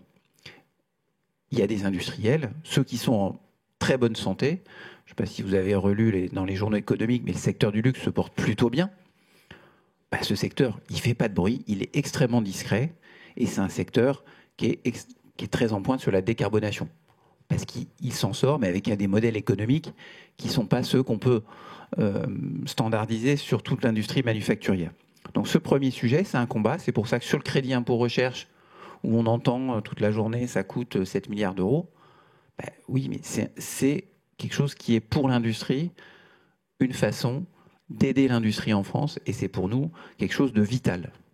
Et après, je ne vous dis pas sur qu'est-ce qui va se passer en 2025, je ne sais pas, mais en tout cas, le message, c'est quoi qu'il arrive, quelle que soit l'équation politique interne, ce sujet, il doit être traité. Après, on sait aussi que ça se traite, ça prend du temps, et donc toutes ces choses-là, il faut les faire de façon raisonnable. Après, donc être en bonne santé, puis c'est aussi avoir des personnes dans les entreprises qui sont les bonnes personnes, qui sont motivées. Et donc là, on fait en ce moment, on a profité de la semaine. Alors la semaine de l'industrie, ça dure plus qu'une semaine, c'est la joie des semaines, c'est un peu comme les soldes. Donc là, je fais la pub pour un événement qui a démarré en PACA et puis qui progressivement s'est répandu dans toute la France. C'est un métaverse qui s'appelle Fort Industrie. Et l'édition 2024, donc c'est ouvert aux collégiens, lycéens et étudiants. Ça fonctionne jusqu'à vendredi. On a dépassé cette année le nombre de records de connexions, mais c'est aussi pour projeter et pour attirer les jeunes vers ces métiers de l'industrie, parce que là, on est en train de parler de 2030 ou de 2050, mais les personnes qui seront sur le marché de l'emploi pour réussir ces transitions, c'est celles qui sont en ce moment sur les bancs de l'école. Donc ça, on en a besoin, et même si parfois l'adéquation est territoriale, vous avez des problèmes d'emploi dans les territoires, pas forcément globalement, mais il faut absolument que cette approche-là soit aussi territorialisée, puisqu'il faut avoir les bonnes personnes aux bons endroits. Et en regardant la carte tout à l'heure avec mon voisin des 55 sites clés en main, on se disait, est-ce que sur chacun des 55 sites clés en main, on a les compétences qui seront prêtes demain pour aller rejoindre ça. Et puis, dernier point peut-être sur relever, le bon diagnostic, les solutions, et je crois que c'est plutôt consensuel de dire que pour décarboner au-delà de ce qu'on a déjà réussi à faire aujourd'hui, et vous l'avez rappelé sur le slide, l'industrie a déjà fait beaucoup, les solutions, elles sont assez connues. Enfin, les solutions accessibles sont connues. C'est davantage d'électrification, c'est transformer un certain nombre de vecteurs, donc sur le gaz, faire plus de gaz renouvelable, développer l'hydrogène, recourir à plus de biomasse, et puis après, de façon complémentaire, mais c'est un peu plus incertain, en tout cas sur son déploiement à large échelle, sur la capture de carbone. Et la base, c'est aussi la sobriété, et enfin sur la façon de faire, la méthode. Donc il y a des méthodes, il y a plusieurs types de méthodes, je pense que l'ADEME reviendra dessus, mais il y a des travaux de filière. Par exemple, les plans de transition sectorielle qui ont été faits filière par filière avec l'ADEME, donc ils sont adaptés. Et puis après, avec l'État, la méthode a été une méthode qui est assez classique, c'est d'essayer de regarder est-ce qu'on peut déjà traiter avec un petit nombre d'acteurs la moitié du problème. Donc la démarche, c'est 50 sites, les contrats de transition écologique, qui ont tout juste un an. La signature, c'était en novembre 2023 au Salon des maires et des collectivités locales, avec la Première ministre. Les 50 sites les plus émetteurs en France représentent 50% des émissions industrielles. Donc si vous avez réussi à trouver, avec ces 50 sites, une démarche constructive construite d'ici 2030, 2032, 2035, vous avez déjà traité 50% des émissions dans la recherche de votre objectif. Voilà. Mais ça ne suffira pas. Et je pense que tout le travail auprès des PME, ETI industriels, c'est un travail complémentaire qu'il faut faire. Alors on reviendra sur cette question des compétences et des besoins humains qui me semble assez cruciale. Vous citiez le secteur du luxe. Est-ce que tous les secteurs en France en sont au même niveau? Est-ce qu'on se convertit à la même vitesse? J'imagine que non. Quels sont vos constats, Bertrand de Saint-Gly et Emmanuel Gonon? Alors c'est très disparate. Alors comme le disait Bertrand, si on regarde le bilan carbone scope 1, si on décompose l'industrie en 3 tiers avec les plus gros émetteurs, le tiers 1, les coûts sont partis. Donc là, on sait les plans sont partis pour réduire de 50%. Donc là, les choses sont à peu près bien lancées. En revanche, pour le tiers 2 et le tiers 3, alors là, c'est très très disparate. On a des secteurs comme l'automobile où c'est plutôt bien parti. On a un parent pauvre qui est la santé. Là, c'est absolument, je trouve, catastrophique. Puis au milieu, on a l'agroalimentaire où ça va dépendre des entreprises. Alors plus on descend dans les coûts en termes de taille d'entreprise, là pour le coup les choses sont un peu plus difficiles. La chaîne de financement est très bien organisée pour les projets d'investissement au-dessus de 10 millions d'euros.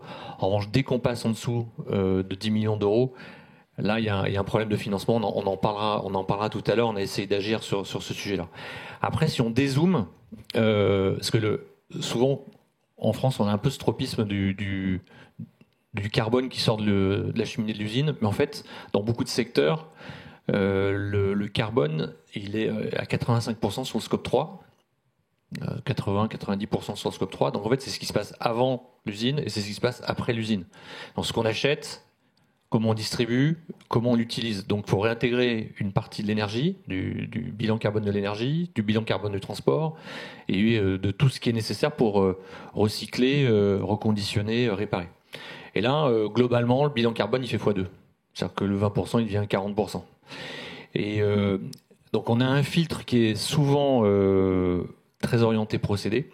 Et en plus de ça, le carbone, c'est un peu la partie visible de l'iceberg. C'est-à-dire que quand on discute avec les industriels, ils nous disent « Ok, il y a le carbone, mais sur la trajectoire actuelle, on sait que 90% des ressources en cuivre seront consommées d'ici 2050. » Donc on a aujourd'hui des industriels qui disent « Si je projette mon business à 2030, j'ai un risque que mon business il soit divisé par 2, parce que je ne suis pas sûr de pouvoir trouver les matières au prix où je les trouve aujourd'hui. » La consommation en eau, c'est 450% d'augmentation d'ici 2050. Donc, qu'est-ce qui se passe si j'ai plus d'eau ? On a les aléas climatiques qui viennent impacter aussi les entreprises. On a des entreprises qui ferment l'été, soit pour des restrictions d'eau, comme on vient de le dire, mais aussi pour des problématiques de chaleur. Et là, si vous parlez de comment sont répartis les efforts et qui part, en fait, on vient là, non pas par secteur, mais là, on raisonne plutôt au niveau de la réaction des dirigeants. On a 50% des dirigeants qui voient tous ces sujets comme des problèmes et qui vont faire le minimum. Ils vont répondre aux normes, aux réglementations. Et puis on a 50% qui raisonnent de manière beaucoup plus proactive et qui vont voir tous ces enjeux de manière... qui vont transformer ces enjeux, ces défis comme des opportunités pour gagner en compétitivité, pour créer plus de valeur, pour renforcer la robustesse de leur entreprise. Et là, j'ai envie de dire, ça ne dépend plus des filières, ça dépend plutôt de la psychologie des entreprises. Voilà. Donc j'étais un peu long, désolé, mais tiers 1, c'est bien parti sur le carbone. Tiers 2, ça dépend des filières. Plus on se descend en termes d'entreprise, en termes de taille d'entreprise, moins c'est avancé. Et après, on a une entreprise sur 2 qui s'y met de manière très volontariste et une sur 2 qui traîne les pieds. Voilà. Je viens de voir une question qui vient de s'afficher dans le chat. Est-ce que vous pouvez nous donner peut-être des exemples d'entreprises qui sont proactives dans cette décarbonation ? Alors, moi je vais prendre le sujet décarbonation sur l'ensemble de son scope 3. Je vais prendre l'exemple d'une entreprise qui s'appelle Baby Move, qui est à Clermont-Ferrand, qui fabrique du matériel de puériculture. Donc son modèle économique, c'est je design, je conçois à Clermont, je fais fabriquer en Chine, et j'importe ça en France et je vends ça en Europe. C'est son modèle. Donc le 90%, 95% de son bilan carbone, c'est ce qu'elle achète. Il n'y a pas d'atelier en France. Et donc elle a décidé de garantir à vie ses produits, de développer une gamme de réparation qu'elle propose de manière payante à ses clients et de développer aussi une offre de reconditionnement. C'est-à-dire qu'aujourd'hui, ils ont une équipe qui rachète les produits de leurs clients sur le Bon Coin, Donc c'est des poussettes, des landaux, etc. Donc on sait que ça a une durée de vie d'usage assez limitée. Et puis après les gens soit les donnent, soit les revendent. Voilà. Donc aujourd'hui ils ont une équipe qui rachète les produits sur le bon coin, qui les reconditionne et qui les revend.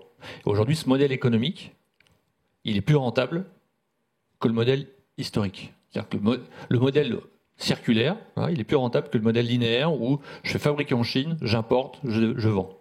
Voilà. Donc aujourd'hui, si on prend unitairement chaque produit, en fait, chaque nouveau produit a 0 impact carbone. Le carbone, il a déjà été amorti par le premier usage du produit. Voilà. Donc c'est un exemple de décarbonation qui ne se fait pas par la décarbonation du procédé industriel, c'est absolument nécessaire, mais j'ai envie de dire la décarbonation des usines, c'est la partie visible de l'iceberg. En fait, il y a tout ce qui se passe derrière. Donc, on peut prendre d'autres exemples. Je crois que vous avez une question un peu plus tard sur d'autres exemples. Et si vous voulez, on peut les aborder maintenant ou plus tard, comme vous le souhaitez. Allez-y.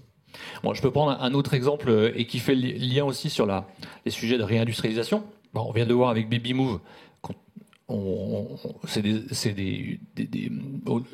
Ils ont réimplanté à Clermont-Ferrand des ateliers de reconditionnement. Je vais prendre un autre exemple pour une entreprise qui s'appelle Forcy Power, qui fabrique des batteries électriques. Leur modèle traditionnel, c'est de vendre des batteries. Donc, je fabrique des batteries, je vends des batteries. Voilà. Et ils voulaient se déployer sur les bus électriques, donc vendre des batteries pour électrifier les bus de ville. Leurs clients, RATP, Keolis, dans ce cas-là. Et leurs clients leur ont dit, moi je vais pas acheter tes batteries, je vais te payer au kilomètre. Donc je veux que tu passes dans un modèle d'usage. Donc là pour l'industriel c'est un sujet complexe parce qu'en fait il doit devenir à la fois fabricant de la batterie mais aussi opérateur de la batterie. Mais en faisant ce switch, il devient responsable de la batterie sur l'ensemble de la durée de vie de la batterie, sur 7 ans. C'était pas son focus au départ, c'était pas son objectif. Donc son objectif au départ, c'était de réduire le coût de fabrication de la batterie pour qu'elle soit la moins chère possible, pour qu'il soit compétitif. D'un seul coup, il est responsable de la batterie sur la durée de vie et du prix de la batterie sur la durée de vie. Donc en faisant ça, on augmente le prix de la batterie, elle devient un peu plus coûteuse. Donc ça nous permet de faire. Mais ça se voit pas à l'achat parce que le client n'achète pas la batterie.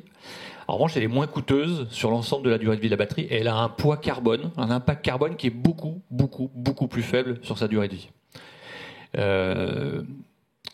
Signature, ils ont pris pour 1 milliard d'euros de chiffre d'affaires en 18 mois sur ce sujet-là, 1,1 milliard exactement. Ils ont construit une usine, recruté 400 personnes. Et le poids carbone de l'activité a été réduit par 2. Voilà un exemple qui traduit que lorsqu'on s'attaque au cœur du modèle économique, on peut à la fois décarboner fondamentalement l'activité, on peut réindustrialiser, usine, 400 personnes, et on peut réimporter la création de valeur en France, 1,1 milliard de chiffre d'affaires en 18 mois. Voilà.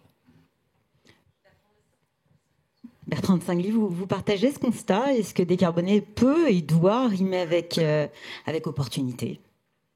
Déjà, je partage le constat que sur les enjeux, il n'y a pas que la décarbonation. Ça a été dit fort justement. Il y a un enjeu qui dépasse très largement le carbone. On a parlé notamment de l'eau, mais il y a aussi l'adaptation au changement climatique et donc les contraintes d'adaptation. Donc ça, c'est un point.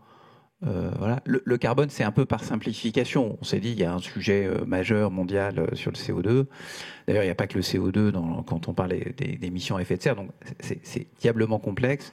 Ça permet de simplifier, ça permet aussi d'avoir quand même un socle de comparaison commun. Donc ça, c'est important. Après, je pense qu'il faut être optimiste. C'est-à-dire que moi, pas plus tard qu'hier, on parlait d'un sujet qui était totalement symétrique à celui des poussettes. C'est sur les textiles avec les Temu et autres Shine, où vous pouvez acheter des produits qui sont d'une qualité totalement déplorable. Et il y a aujourd'hui un problème sur le système du recyclage, puisque en fait, ces produits-là, ils ne sont pas recyclables, parce qu'ils sont d'extrêmement mauvaise qualité. Donc vous vous retrouvez avec vous tuez une partie de la filière recyclage. Et en plus, vous avez un autre effet collatéral, c'est que entre un produit recyclé, enfin un produit de bonne qualité qui va être recyclé, et un produit extrêmement mauvais, bah finalement, le produit extrêmement mauvais devient moins cher que le produit qui lui-même a fait un effort de circularité. Donc ce sujet de circularité, il faut que ça reste quand même dans la compétition. Donc il y a cet enjeu-là. Donc il y a des produits pour lesquels ça marche, et on peut avoir une inquiétude sur certains types de produits. Et après, la question qui va se poser, c'est si on est convaincu que c'est important de rester sur un modèle circulaire, il faut quand même aussi mettre des règles du jeu pour éviter la fabrication de produits pas recyclables. Mais ça, c'est un enjeu, je parle sur le textile parce que ça a l'air simple, mais tous les produits un peu plus sophistiqués, quand on regarde après le traitement de déchets, les filières de recyclage, la façon dont les produits sont éco-conçus a un impact derrière qui est très important. Donc ça, c'est un travail qui ne se résume pas. C'est décarbonation, on regarde qu'une petite partie du sujet, mais qui est évidemment majeur et nécessaire. Mais le recyclage, c'en est un. Et puis la façon, ça a été très justement dit par Monsieur Gonon, la façon de revoir les modèles économiques, de revoir les modèles de fabrication, c'est une des réponses à la décarbonation. Sur les secteurs, après peut-être redire un chiffre, alors c'est atténué par l'effet Scope 3, mais quand on regarde depuis 1990, et là je reviens que sur les émissions, l'industrie c'est moins 55%, le transport c'est rien, c'est zéro, et le résidentiel c'est moins 37%. Après, je vais juste répondre par avance à une objection qui est de dire mais on a désindustrialisé en partie. Là aussi, je cite une étude Rexecode, ils ont regardé sur... Il y a 80% de la baisse, c'est lié à de la vraie industrie qui n'a pas bougé. Donc, il y a, dans les moins 55%, il y a peut-être moins 45% qui est du vrai effort industriel, il y a peut-être du moins 10% qui est lié à des mauvaises nouvelles. Mais donc, on a réussi. C'est aussi parce que c'est un secteur où les gens regardent ce sujet. C'est-à-dire que vous êtes industriel, de toute façon, vous avez intérêt à faire de la sobriété parce que ça paye. Donc vous avez intérêt. Quand vous êtes un client, enfin on prend un particulier, c'est plus compliqué. L'approche, vous n'êtes pas en train de dire alors est-ce que je regarde le taux de rentabilité sur l'isolation, le machin, et puis il y a la complexité aussi. Vous êtes des fois pas tout seul dans votre copropriété, donc il y a tout un tas de complexités. L'industriel, il est très actif là-dessus. Et puis il y a aussi un effet, c'est que l'industrie, elle a baissé c'est le secteur qui a baissé le plus son intensité énergétique. C'est-à-dire pour produire la même chose, donc je ne parle pas de changement de modèle, mais pour produire exactement la même chose, on consomme 2 fois moins d'énergie sur cette période de 30 ans. Donc 2 fois moins d'énergie, mécaniquement, ça fait moins de carbone. Après, on n'a pas eu un gain fantastique sur la partie électricité, parce que l'électricité en France, elle est plutôt déjà bien décarbonée depuis plus de 30 ans. Donc les gains qui vont être vus dans d'autres pays, nous, ce gain-là, pour les usages électriques qui restent à l'électricité, ce gain-là, on l'a déjà obtenu. Donc il y a aussi des gains qu'on a déjà faits. Et quand on fait des comparaisons internationales, c'est toujours le point de référence est évidemment majeur. Si vous prenez le point de référence en 1973, pour la France, ça va être meilleur puisque c'est avant le déploiement du parc nucléaire. Si vous le prenez en 90, c'est moins favorable. Donc là aussi, il ne faut pas faire... Quand on fait des comparaisons et on a un exercice européen pour se fixer peut-être des objectifs en 2040, en fonction des dates de référence, vous avantagez certains pays et pas d'autres. Donc là, il ne faut pas être très naïf dans les discussions. Quand vous êtes bon, alors ça c'est aussi un revers, quand vous êtes bon en premier, après... vous êtes moins bon. Vous êtes fait rattraper en tout cas. Donc nous, on cherche à rester bon et bon tout le temps. Donc il faut des innovations et c'est très important. Cette décarbonation de l'industrie, elle s'inscrit pleinement dans le programme France 2030 qui vise à réindustrialiser le pays et accélérer la transition écologique. Cette stratégie est soutenue par l'ADEME et son programme Pacte. Aujourd'hui, Pacte Industrie, vous le voyez à l'écran, accompagne 1700 sites et groupes industriels. Il forme près de 2700 acteurs de l'économie et de l'industrie. En particulier, l'objectif divisé par 2 les émissions de gaz à effet de serre du secteur industriel à horizon 2030. Karine Maillard, vous pilotez le programme PAX, une enveloppe au total de 49 millions d'euros, je le précise, et qui s'articule autour de 3 volets. Tout d'abord, un accompagnement sur l'énergie. Oui, tout à fait. Alors, je rebondis sur ce qui a été dit. En effet, les industriels ont déjà fait beaucoup de choses, mais le secteur du diffus a encore beaucoup de choses à faire sur la décarbonation. Donc, Pacte Industrie s'adresse plutôt à ce secteur du diffus. Donc, on est plutôt sur des TPE, PME, qui aujourd'hui se demandent comment aller vers la décarbonation et réussir leur transition énergétique. C'est pas forcément évident à le faire. On ne sait pas par où commencer. Et là, Pacte Industrie, ça leur permet de structurer, de prioriser cette démarche.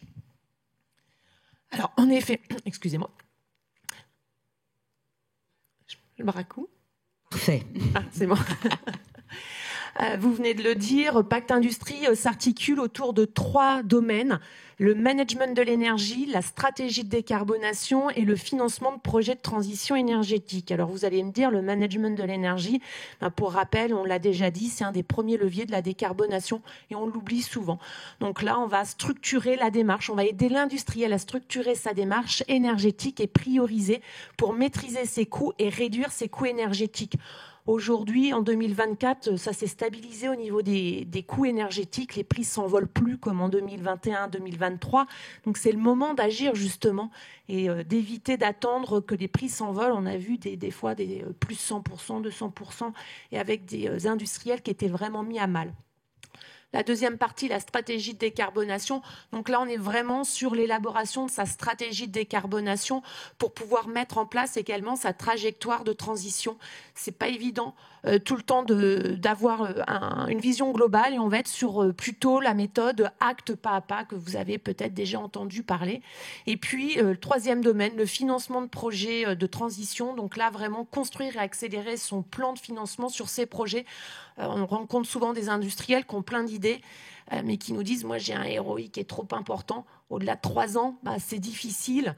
Et on sait que sur de la décarbonation, je pense que messieurs, vous allez dans le même sens, on est plutôt sur des ROI au-delà de 3 ans, donc il faut aller chercher des financements en dehors des financements propres de l'industriel.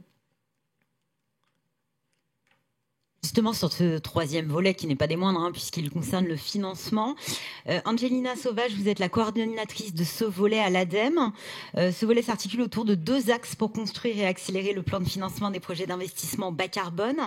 On va commencer par le premier. Il s'agit pour les entreprises qui veulent enclencher le processus de décarbonation, de monter en compétences, et on sait à quel point c'est nécessaire. 2 formations sont proposées, c'est bien ça? Tout à fait. Donc, bonjour à toutes et tous. Effectivement, le volet financement du programme Pacte Industrie, c'est 2 axes. Un axe sur la partie montée en compétences pour justement concrétiser le financement de son projet de décarbonation. Et un deuxième axe qui touche du coup là, le passage à l'action avec des coachings financiers pour vraiment accompagner l'entreprise au plus près de son besoin en fonction de son projet d'investissement. Alors, je vais commencer par présenter effectivement les 2 formations sur la montée en compétences. Je veux bien la diapo suivante, s'il vous plaît. Voilà. Donc, on a une première formation sur les fondamentaux, sur le financement des projets d'économie d'énergie et de décarbonation, à destination de tout public. Donc là, c'est vraiment ouvert à tout le monde. Qui est assez courte, d'une durée de 2 heures, mais qui permet d'avoir un panorama sur les enjeux de transition énergétique et le lien entre ces enjeux de transition énergétique, le climat, les ressources et l'impact sur les entreprises, de pouvoir balayer déjà un premier panorama des leviers de financement et d'identifier ces risques et opportunités dans des projets d'efficacité énergétique et bas carbone. Voilà, donc ça, c'est une première formation à la disposition de tous qui est gratuite. Donc, toutes les entreprises industrielles, mais aussi tout autre public peut aller s'informer sur ce sujet. Parallèlement à ça et en complément de ça, on a une formation d'1 journée, donc en présentiel ou en classe virtuelle à distance, qui permet d'aller un peu plus en détail sur le financement des projets d'investissement sur la transition énergétique et bas carbone. Et donc là, on va creuser un peu plus les sujets des différents leviers et freins à l'investissement. On va mettre en lumière les différentes étapes de mise en œuvre et le rôle de tous les acteurs du financement d'un projet, puisqu'en fait, il peut y avoir, notamment dans le cadre de structuration d'un projet collectif, par exemple, de nombreuses parties prenantes. On va aborder les modalités de financement et le montage contractuel des projets avec les différentes subventions publiques et privées existantes. Et puis, on travaillera aussi sur la maîtrise des risques d'un projet. Donc, cette formation d'une journée, elle est plutôt destinée aux directeurs financiers des entreprises industrielles, mais ça peut être aussi tous les décisionnaires. Donc, ça peut être des dirigeants, des responsables RSE et également des acteurs bancaires. On ouvre aussi aux acteurs bancaires. Donc, pour pouvoir suivre cette formation d'une journée, il faut avoir au préalable suivi le e-learning de 2 heures qui lui permet d'avoir déjà les premiers éléments en tête, les premiers fondamentaux pour ensuite pouvoir approfondir le sujet du financement de la transition énergétique et bas carbone. Après la montée en compétences, il y a le passage à l'action. Là, vous proposez des coachings financiers. Voilà, tout à fait. Donc, comme je disais, des coachings financiers, c'est une nouveauté. Coachings financiers qui seront assurés par des prestataires experts financiers référencés par l'ADEME dans le cadre du programme Pacte Industrie. Donc, ces coachings seront disponibles dès fin 2024, à partir de la deuxième quinzaine du mois de décembre. Et donc, l'objectif, c'est vraiment de pouvoir accompagner les entreprises industrielles. Donc, comme le disait Karine, c'est plutôt PME, enfin TPE, PME et petites ETI, à concrétiser le financement de leurs projets d'investissement. Donc, pour ce faire, on a identifié 5 coachings financiers différents. Donc, il y a un premier coaching qui est basé sur l'analyse des risques technico-économiques, un deuxième coaching plutôt sur l'analyse de la rentabilité financière et extra-financière d'un projet avec les différents scopes. Le troisième coaching, lui, va plutôt porter sur la recherche du mode de financement adapté et bien souvent, c'est un sujet qui pose question et bien sûr, les subventions disponibles en adéquation avec le sujet du projet et le type de projet d'investissement pour le montage et la concrétisation de ce projet. Le quatrième coaching, lui, porte sur l'accompagnement des acteurs internes, donc sur le rôle et responsabilité de chacun dans le processus de financement. On reste toujours sur le processus de financement. Et le cinquième coaching, là, pour accompagner dans le montage financier d'un projet collectif. Donc, les entreprises, en fait, industrielles, elles peuvent identifier un ou plusieurs coachings dont elles ont besoin. Ensuite, elles vont choisir un prestataire expert financier référencé par l'ADEME pour mener à bien en fait ces coachings en fonction de leurs besoins. C'est vraiment 100% personnalisé et elles pourront pour le coup concrétiser, aller jusqu'au bout de ce projet en trouvant les meilleurs financements possibles. Donc, pour réaliser ces coachings financiers, il faut avoir fait en amont, le prérequis, c'est d'avoir fait la formation d'une journée sur le financement. Voilà, pour que l'entreprise ait déjà, là aussi, de premières connaissances sur le sujet. Karine Maillard, on est passé très rapidement sur le deuxième volet. Vous accompagnez les entreprises dans l'élaboration de leur stratégie de décarbonation. Comment ça se passe exactement ? Je vais revenir sur ce slide, en effet, merci. Donc, vous avez compris, Pacte Industrie, c'est pratico-pratique. C'est vraiment pour faire passer les industriels à l'action. Donc, Angelina vient de présenter le financement. Ce qu'il faut avoir en tête, c'est que Pacte Industrie propose un panel de solutions qui va correspondre aux besoins de l'industriel à l'instant T. Donc, sur ces 3 types de domaines que vous voyez à l'écran, on va proposer de la formation. On va proposer, donc, pour structurer sa démarche énergétique, souvent on nous dit moi j'ai un contrat avec un grand groupe ou avec un bureau d'études et puis il me gère tout sur le management de l'énergie. C'est quand même bien d'avoir toujours un pilote dans l'entreprise. Vous parliez des bonnes personnes, des personnes compétentes. C'est des personnes aussi qui sont formées et qui comprennent au sein de son entreprise de quoi on parle, que ce soit en management de l'énergie ou sur des sujets plus stratégiques en matière de décarbonation. Donc, on le propose également sur la stratégie de décarbonation, où là, il y aura également de la formation pour apprendre à construire et évaluer.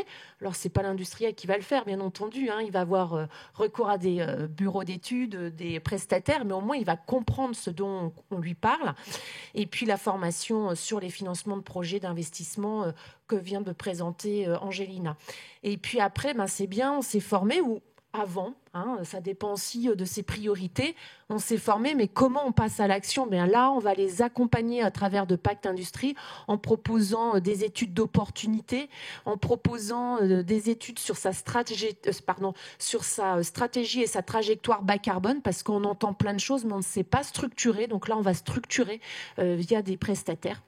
Et puis, on va apprendre aussi à évaluer, puisqu'on a des enjeux. On a des enjeux avec les objectifs climat, avec les accords de Paris, mais également, on a des enjeux, de l'entreprise qu'il faut qu'on arrive à pouvoir évaluer. On les a entendus. Et donc, ça, c'est important. Donc, on va pouvoir être accompagné sur cette partie-là.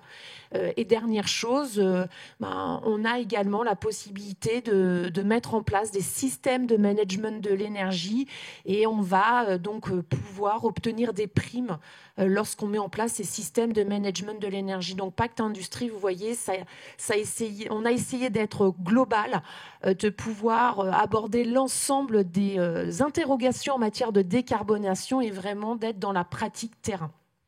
Emmanuel Gonon, vous aussi, vous accompagnez les industries à monter en compétences et à passer à l'action. Comment vous les accompagnez? Quels sont les services que vous proposez de votre côté?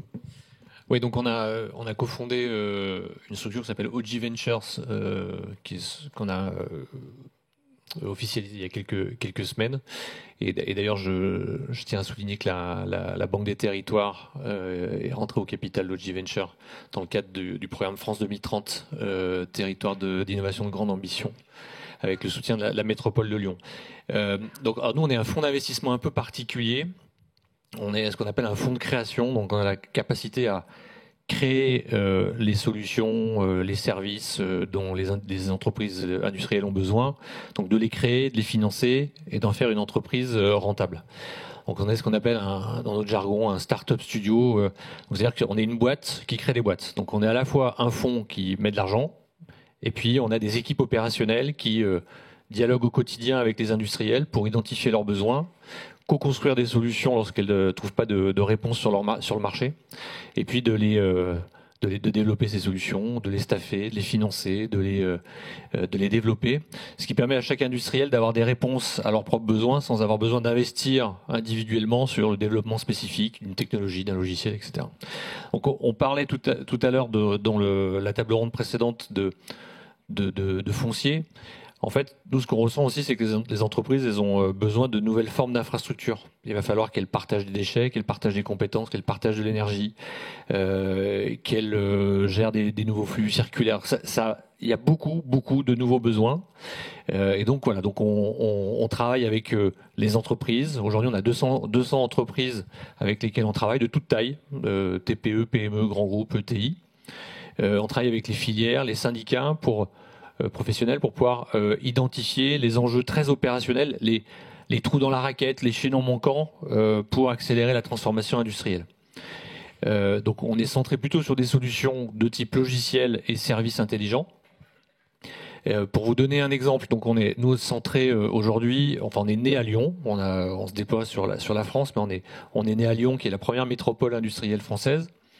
On travaille avec 200 entreprises depuis un peu plus d'un an, et il y a un an, à peu près jour pour jour, on a réuni sur une journée 65 industriels de la métro en leur disant c'est quoi vos sujets, quels sont vos grands enjeux autour de l'eau, de l'énergie, de la décarbonation, etc. Et on a co-construit ensemble des solutions.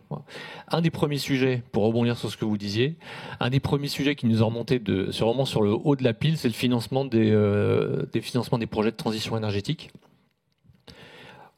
Quand un investissement nécessite au-dessus de 10 millions d'euros d'investissement, la chaîne de financement elle est plutôt bien structurée. Il y a des acteurs, c'est des projets très rentables pour les financeurs en termes de rentabilité sur le coût de l'étude versus la rentabilité de financement. En revanche, les projets de 10 millions d'euros, un projet de panneau photovoltaïque sur un toit d'une usine, c'est en moyenne 500 000 euros à 1 million d'euros. De la géothermie, 1 million, 2 millions d'euros. La rénovation, l'isolation d'un bâtiment de taille moyenne, 1 million, 2, 3 millions d'euros. Voilà, donc on est sur ce type de sujet. Et là, les industriels, ils sont perdus. Alors, ils ont un gros sujet qui est que ça tire sur leur CAPEX. Donc, c'est des projets qui ont des ROI, des retours sur investissement qui sont plus longs que des projets cœur de business. C'est-à-dire que c'est plus rentable d'acheter une machine que d'installer de la géothermie ou d'isoler son bâtiment. Dans un rapport qui est de 1 à 6, probablement, de 1 à 5. Donc c'est des projets qui sont délaissés, normalement, lorsqu'il faut trier la capacité d'endettement de l'entreprise, elle n'est pas finie. Donc quand on trie, on priorise les projets court terme plutôt que les projets long terme. Sauf que ces projets-là, ils impactent la compétitivité de l'entreprise à moyen terme. Donc c'est des projets qui sont quand même vus comme stratégiques et importants pour les entreprises. Donc voilà, donc on a développé une solution de financement qui permet de venir financer ces projets sans taper sur les CAPEX, sans taper sur la capacité d'endettement d'entreprise. Donc c'est un financement hors bilan. Donc on a monté un financement assez innovant. On va déployer à peu près 100 millions d'euros de financement l'année prochaine, donc ça fait à peu près 200 projets, 300 projets sur la première année. Et on a pris le parti d'en faire une entreprise qui automatise le financement de ces projets, de manière à ce que lorsqu'un industriel doit financer un projet, il faut que ce soit aussi facile qu'acheter une voiture. C'est-à-dire que quand vous achetez une voiture, le concessionnaire automobile, il vous met une annexe, il vous fait une proposition de financement qui a été automatisée. Voilà, donc on va jusqu'à l'automatisation de ces offres de financement non hors bilan, de manière à ce que en un mois le financement soit octroyé à l'entreprise, alors modulo des conditions de financement. Donc ça c'est le premier exemple. La société s'appelle Nepsys. Elle vient d'être créée, on a à peu près 40 millions d'euros de projets en portefeuille et on va déployer 100 millions d'euros. Voilà, donc ça c'est un exemple de solution. On est en train de travailler sur le développement des compétences, l'attractivité des compétences, comment on aide les industriels à attirer les talents et à accélérer le transfert de compétences. Deuxième sujet sur l'eau, quatrième sujet sur les déchets, sur la circularité. Il y a beaucoup de sujets et on est aujourd'hui équipé pour créer une quinzaine d'entreprises en 5 ans. On va créer 3 entreprises par an à peu près. C'est le rythme cible. Bertrand Desaglis, vous parliez un peu plus tôt du poids des charges en France. J'imagine aussi qu'il y a des stratégies de décarbonation différentes d'un pays à l'autre. Concrètement, comment on peut rester compétitif ? Je vais répondre, je voulais juste en faire le lien avec ce que venait de dire Emmanuel Gonon. Nous, on a un réseau de correspondants dans les territoires. Donc France Industrie, c'est une association qui est de toute petite taille, mais on s'appuie sur des fédérations industrielles implantées dans les régions pour relayer en fait toutes ces bonnes pratiques. Enfin, je appelle bonnes pratiques aussi, c'est toutes ces bonnes méthodes. Parce qu'on voit que effectivement l'enjeu est de pas se limiter à adresser les grands projets qu'on va voir régulièrement en tête d'affiche ou dans les médias, mais de faire tout ce qui est ce que disait Karine Maillard, le diffus, et qui, je disais tout à l'heure, 50% sur 50 sites, mais ça veut quand même dire qu'il y a 50% sur le reste. Et donc pour y arriver, il faut traiter tout le monde. Et cette vision territoriale, elle est nécessaire. Et en tout cas, je suis très heureux d'entendre qu'il y a des solutions innovantes pour arriver à faire du hors bilan et parfois du hors financement public, puisque ça peut être aussi un sujet de complexité, de remplir un certain nombre de dossiers. Et donc, c'est important d'avoir des solutions extrêmement rapides. Et puis, les coûts qui étaient adressés tout à l'heure, je voyais sur le slide des coûts de formation à 500 €. C'est quand même des coûts qui peuvent être... c'est pas un risque majeur pour une entreprise de se lancer là-dessus. Donc, il faut aussi des choses d'amorçage rapide. Alors, sur les conditions de concurrence, elles sont nécessaires. Pourquoi ? Parce que quand vous êtes industriel, la question c'est à quel prix votre client est prêt à payer. Et si pour un produit décarboné, il ne veut pas payer plus cher, et ce qui arrive assez souvent, la question c'est est-ce que mes compétiteurs ont des incitations ou des contraintes à la décarbonation. Donc c'est la question qu'on se pose. Et nous, on regarde de façon, pour le coup, un peu macro, et en regardant notamment deux géographies qui nous paraissent avoir des stratégies assez différentes, que sont les États-Unis et la Chine. Indépendamment aux États-Unis du changement de président, parce que là, il n'y a pas de discontinuité majeure sur la politique américaine, sur le fait qu'ils veulent quand même être assez hégémoniques. Donc ça, il n'y a pas de débat. Et sur la Chine, qui a construit de façon très élaborée une stratégie capacitaire dans l'industrie, appuyée sur des ressources qui sont locales et qui ont, dans certains secteurs, une capacité qui est supérieure à l'ensemble des besoins mondiaux. Donc il y a des secteurs, ça a été dit récemment sur les panneaux solaires, où la Chine fait plus que tous les besoins réunis du monde entier. Donc, finalement, eux-mêmes, en plus, sont une demande intérieure qui, en ce moment, ne va pas très bien, et donc vendent leurs excédents à prix cassé dans des zones comme l'Europe. Donc on a un sujet de, si vous vous retrouvez, vous, dans une démarche qui est quand même, à court terme, ça coûte un petit peu plus cher de faire l'effort de décarbonation, à court terme, mais c'est un bon investissement long terme, mais à court terme, c'est un effort. Si en face, on vous envoie des produits qui n'ont pas forcément ces mêmes préoccupations, et en plus avec un prix cassé, le risque que nous, on identifie, c'est le choix de ne pas produire en Europe. Et donc ça, c'est un risque majeur. C'est-à-dire que tous les efforts qu'on fait, il faut absolument, mais ça, je pense que tous les chefs d'entreprise qui le font quand ils prennent leurs décisions, c'est comment je m'assure qu'à la fin, le client est prêt à payer, est prêt à acheter. Donc ça, c'est vraiment cet élément.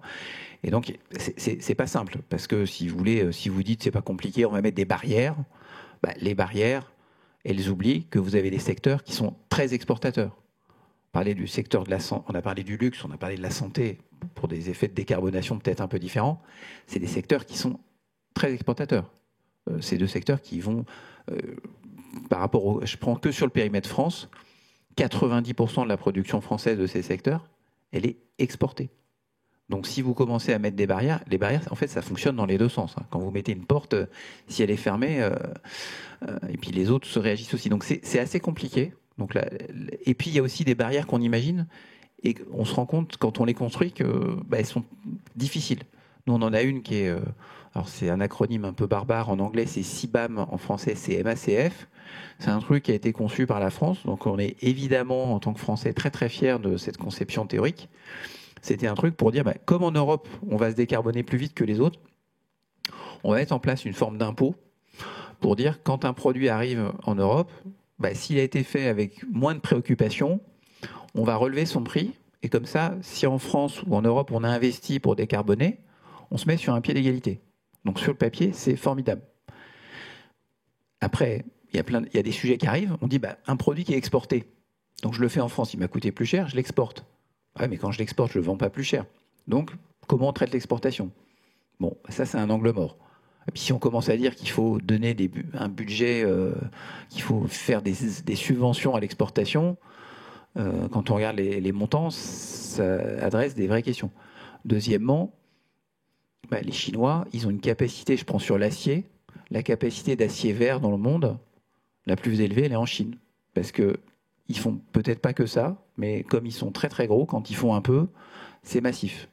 Et donc, ils peuvent tout à fait dire, nous, l'acier vert qu'on produit en Chine, on va l'exporter sur l'Europe. Et donc, ils arrivent, et même l'effet de la taxe, c'est zéro. Donc, c'est un mécanisme, c'est la preuve que des mécanismes de barrière, et en plus, si on veut arriver à ce que ça soit efficace, il faut qu'il soit très sophistiqué. Donc, si vous ne faites que les produits simples, vous mettez la barrière sur les produits simples, et pas sur les produits transformés, qu'est-ce qui se passe ? Vous incitez les gens à faire la transformation hors d'Europe. Or, nous, ce qu'on cherche à faire, c'est ramener toute la chaîne de valeur. C'est-à-dire qu'on avait des fois perdu des chaînes amont. Donc, on veut évidemment ramener les chaînes amont si on les a perdues, les maintenir si on les a, les développer. Mais on veut avoir toute la partie de transformation où il y a beaucoup de valeur. Donc, on a des préoccupations. Donc, ça n'est pas simple. Mais en tout cas, il faut à chaque fois l'avoir en tête. Et on compte beaucoup, et c'est extrêmement nécessaire. Cette compétition ne la gagne que si l'Europe est forte. Ce n'est pas un pays tout seul. Enfin, on est des nains quand on se compare à la Chine ou aux États-Unis. Quand on se met à 27, on commence à peser. Donc il faut être fort ensemble, il faut être unis. Et donc ça suppose effectivement d'avoir aussi dans des pays, notamment l'Allemagne, et je le dis comme ça, qui est un pays industriel fort, on a besoin d'une Allemagne qui est aussi a une stabilité politique importante. Et là, on est dans une crise politique en Allemagne dont on espère avoir une résolution au premier trimestre, mais c'est une préoccupation. Au moment où la Commission européenne démarre un nouveau cycle, on a besoin que la Commission, sur ces sujets industriels, ait des positions ambitieuses pour réussir ce défi.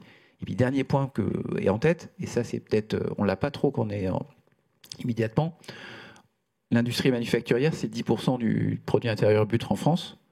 On a tous envie d'aller à 15. C'est répété régulièrement. Alors, le quand c'est peut-être une question un peu différente. L'Europe aujourd'hui, c'est 18. Et dans la projection européenne en 2050, c'est passé de 18 à 17. Donc la vision de l'Europe, c'est une vision d'une industrie stable, hors croissance de l'économie. Mais le poids de l'industrie, c'est stable. Nous, on veut faire 50% de hausse. Donc vous voyez aussi le dialogue qu'on a avec l'Europe, on n'est pas dans le même monde. Nous, on veut se croître à marche forcée dans une Europe qui essaie de se stabiliser. Donc là aussi, on a besoin d'une énergie colossale en France pour aller chercher ça, parce que les autres sont stabilisés. Les autres, pour ceux qui sont à 20% de l'industrie, c'est super. Nous, on essaie de rattraper des pays qui n'ont pas désindustrialisé autant que nous. Rapidement, il y a aussi cet enjeu humain, un besoin de talent qui semble se creuser année après année. Comment on fait pour rendre l'industrie attractive, et notamment auprès des jeunes ? Vous parliez de la semaine de l'industrie un petit peu plus tôt, mais globalement, comment on va rendre ce secteur particulièrement attractif, attirer les talents qui pourront accompagner cette transition ? Ce sont des actions du temps long. C'est ce qu'on observe. Et moi, je pense que l'événement qui est organisé ce matin le montre, c'est qu'il y a de plus en plus d'acteurs privés et publics qui ont un message positif sur l'industrie. Quand on voit sur les enquêtes, ça augmente doucement. Donc il faut continuer. La semaine de l'industrie, bon déjà, je vous disais au départ, elle durait une semaine. Maintenant, elle dure plutôt une semaine avant, une semaine après. Donc c'est plutôt 3 semaines. Et c'est bon signe. Donc ça, c'est bien. Il y a des initiatives régionales fortes. Moi, il se trouve qu'avant, j'avais un poste qui était uniquement sur le périmètre francilien, donc je suis sur les réseaux sociaux quelques acteurs franciliens, et ben je vois qu'ils sont sur la partie industrielle en train de mettre en valeur des visites de sites qu'ils font en tant que collectivité sur des sites qui sont, là je prends que l'exemple de l'Île-de-France, mais c'est à titre personnel, mais c'est sur des sites qui sont dynamiques, et le seul fait que des acteurs politiques parlent d'industrie régulièrement, en parlant des investissements, en parlant des emplois, en parlant des salariés, en parlant des patrons, c'est extrêmement important. Donc il faut continuer. Et puis le message, après, je pense que quand on regarde indépendamment du maelstrom politique, de tous les côtés de l'échiquier politique, on a plutôt des messages positifs sur l'industrie. Cette volonté de réindustrialiser, j'ai pas entendu de partis qui disent qu'il ne faut pas le faire. Donc ça, c'est extrêmement important, il faut continuer. Et puis, c'était fait l'initiative d'allonger les stages au lycée. C'est l'occasion de découvrir des entreprises. Et donc, nous, on mobilise nos membres en disant profitez de ces semaines obligatoires dans le cadre des études pour faire découvrir l'industrie, parce que ce dont on se rend compte quand on interroge les personnes qui sont dans les postes un peu plus tard, c'est pourquoi vous êtes allé dans l'industrie. C'est souvent le hasard de rencontres. Voilà. Et après, on a un point qui est la complexité aussi, c'est que la désindustrialisation, dans certains, elle a pu traumatiser des bassins d'emploi et des familles, évidemment, et il faut arriver à inverser cette tendance. Donc ça, arriver à casser dans des territoires qui ont vécu de façon extrêmement négative des disparitions, ça n'est pas facile. Et moi, j'étais heureux d'entendre tout à l'heure Guillaume Basset de Business France qui citait des exemples de sites industriels qui ont été médiatisés et pour lesquels ils ont réussi à attirer des personnes qui sont revenues dans ces territoires. Et ça, je pense que c'est important de ne pas délaisser. En tout cas, un territoire, à un moment donné, c'est quand même à la fois un drame à court terme, mais c'est aussi une difficulté de refaire un discours positif. Donc après, dans les contre-exemples que je vois, moi, en tout cas quand on voit sur la partie de Dunkerque, je trouve qu'il y a une mobilisation de Dunkerque qui est exceptionnelle, parce qu'ils ont vécu objectivement une phase un peu de désindustrialisation, et là de repartir de façon extrêmement dynamique, c'est positif. Après, ils ont des atouts, la proximité de la mer, de l'énergie facile, donc voilà, on n'a pas cette chance-là partout, et ce travail de faire rêver l'industrie dans tous les territoires, c'est crucial. Et on découvre, en tout cas, travailler pour France Industrie, c'est aussi passionnant parce qu'on découvre qu'il y a des pépites partout qui s'explique pour des raisons à chaque fois historiques. Pourquoi c'est pourquoi c'est dans le Tarn, pourquoi c'est dans la Loire. On comprend, l'histoire est très importante et il faut s'appuyer sur l'histoire des territoires pour attirer dans ces territoires les personnes qui sont là et qui parfois ont oublié que leur territoire était riche d'industrie. Alors, il nous reste une poignée de minutes. C'est à vous la parole. Vous avez certainement des questions dans le public, peut-être du côté du chat. Il y a une question dans le chat sur l'isolation du bâti industriel apparaît comme un angle mort des politiques de décarbonation actuelles. Pourtant, il s'agit d'un enjeu essentiel pour maintenir les industries, notamment sur les territoires les plus ruraux, et éviter l'apparition des futures friches. Dès lors, ne faudrait-il pas accompagner ces projets d'isolation du bâti industriel plutôt qu'avoir à renforcer encore le fonds friche? Qui veut répondre? Emmanuel Godon. Alors, nous, on a, dans le cadre de l'entreprise Nepsis qu'on a cofondée dans le fond, on a un cas qui illustre clairement ça. C'est une entreprise qui est à 10 km de Lyon, un vieux bâtiment industriel. Ils ont la chance d'avoir un prix énergétique qui est extrêmement bas. C'est-à-dire qu'ils ont renégocié, je crois qu'ils sont à 4 ou 5 centimes. Ils ont un truc historique qu'on n'a jamais vu. Néanmoins, ils sont obligés d'isoler leur bâtiment parce que 10 à 15 jours par an, l'été, ils sont obligés d'arrêter l'usine. Parce qu'il fait trop chaud, donc les machines ne peuvent pas tourner, et les gens ne peuvent plus travailler. Donc il y a un sujet aussi d'adaptation climatique qui est absolument fondamental. Ils ne sont pas propriétaires de leur bâtiment, donc le propriétaire ne veut pas financer, il n'y a aucun intérêt, et l'entreprise, soit elle trouve une solution, soit elle part ailleurs. Donc sur la solution, on est en train d'étudier avec la solution de financement dont je parlais tout à l'heure, qui est indolore. En fait, personne n'a besoin de porter le capex, personne n'a besoin de porter l'investissement, c'est de l'opex pour l'entreprise.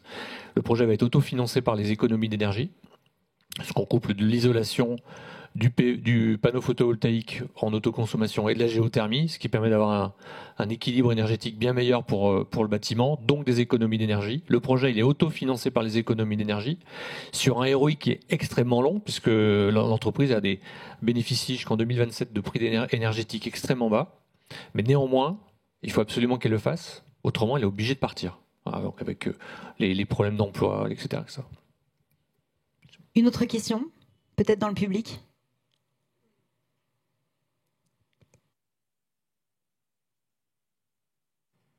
Bonjour, donc Isabelle Derville, délégation interministérielle au développement de la vallée de la Seine. Sur le sujet du scope 3, qui est aussi important, qui est multiforme dans sa matérialité et les solutions qui peuvent être apportées.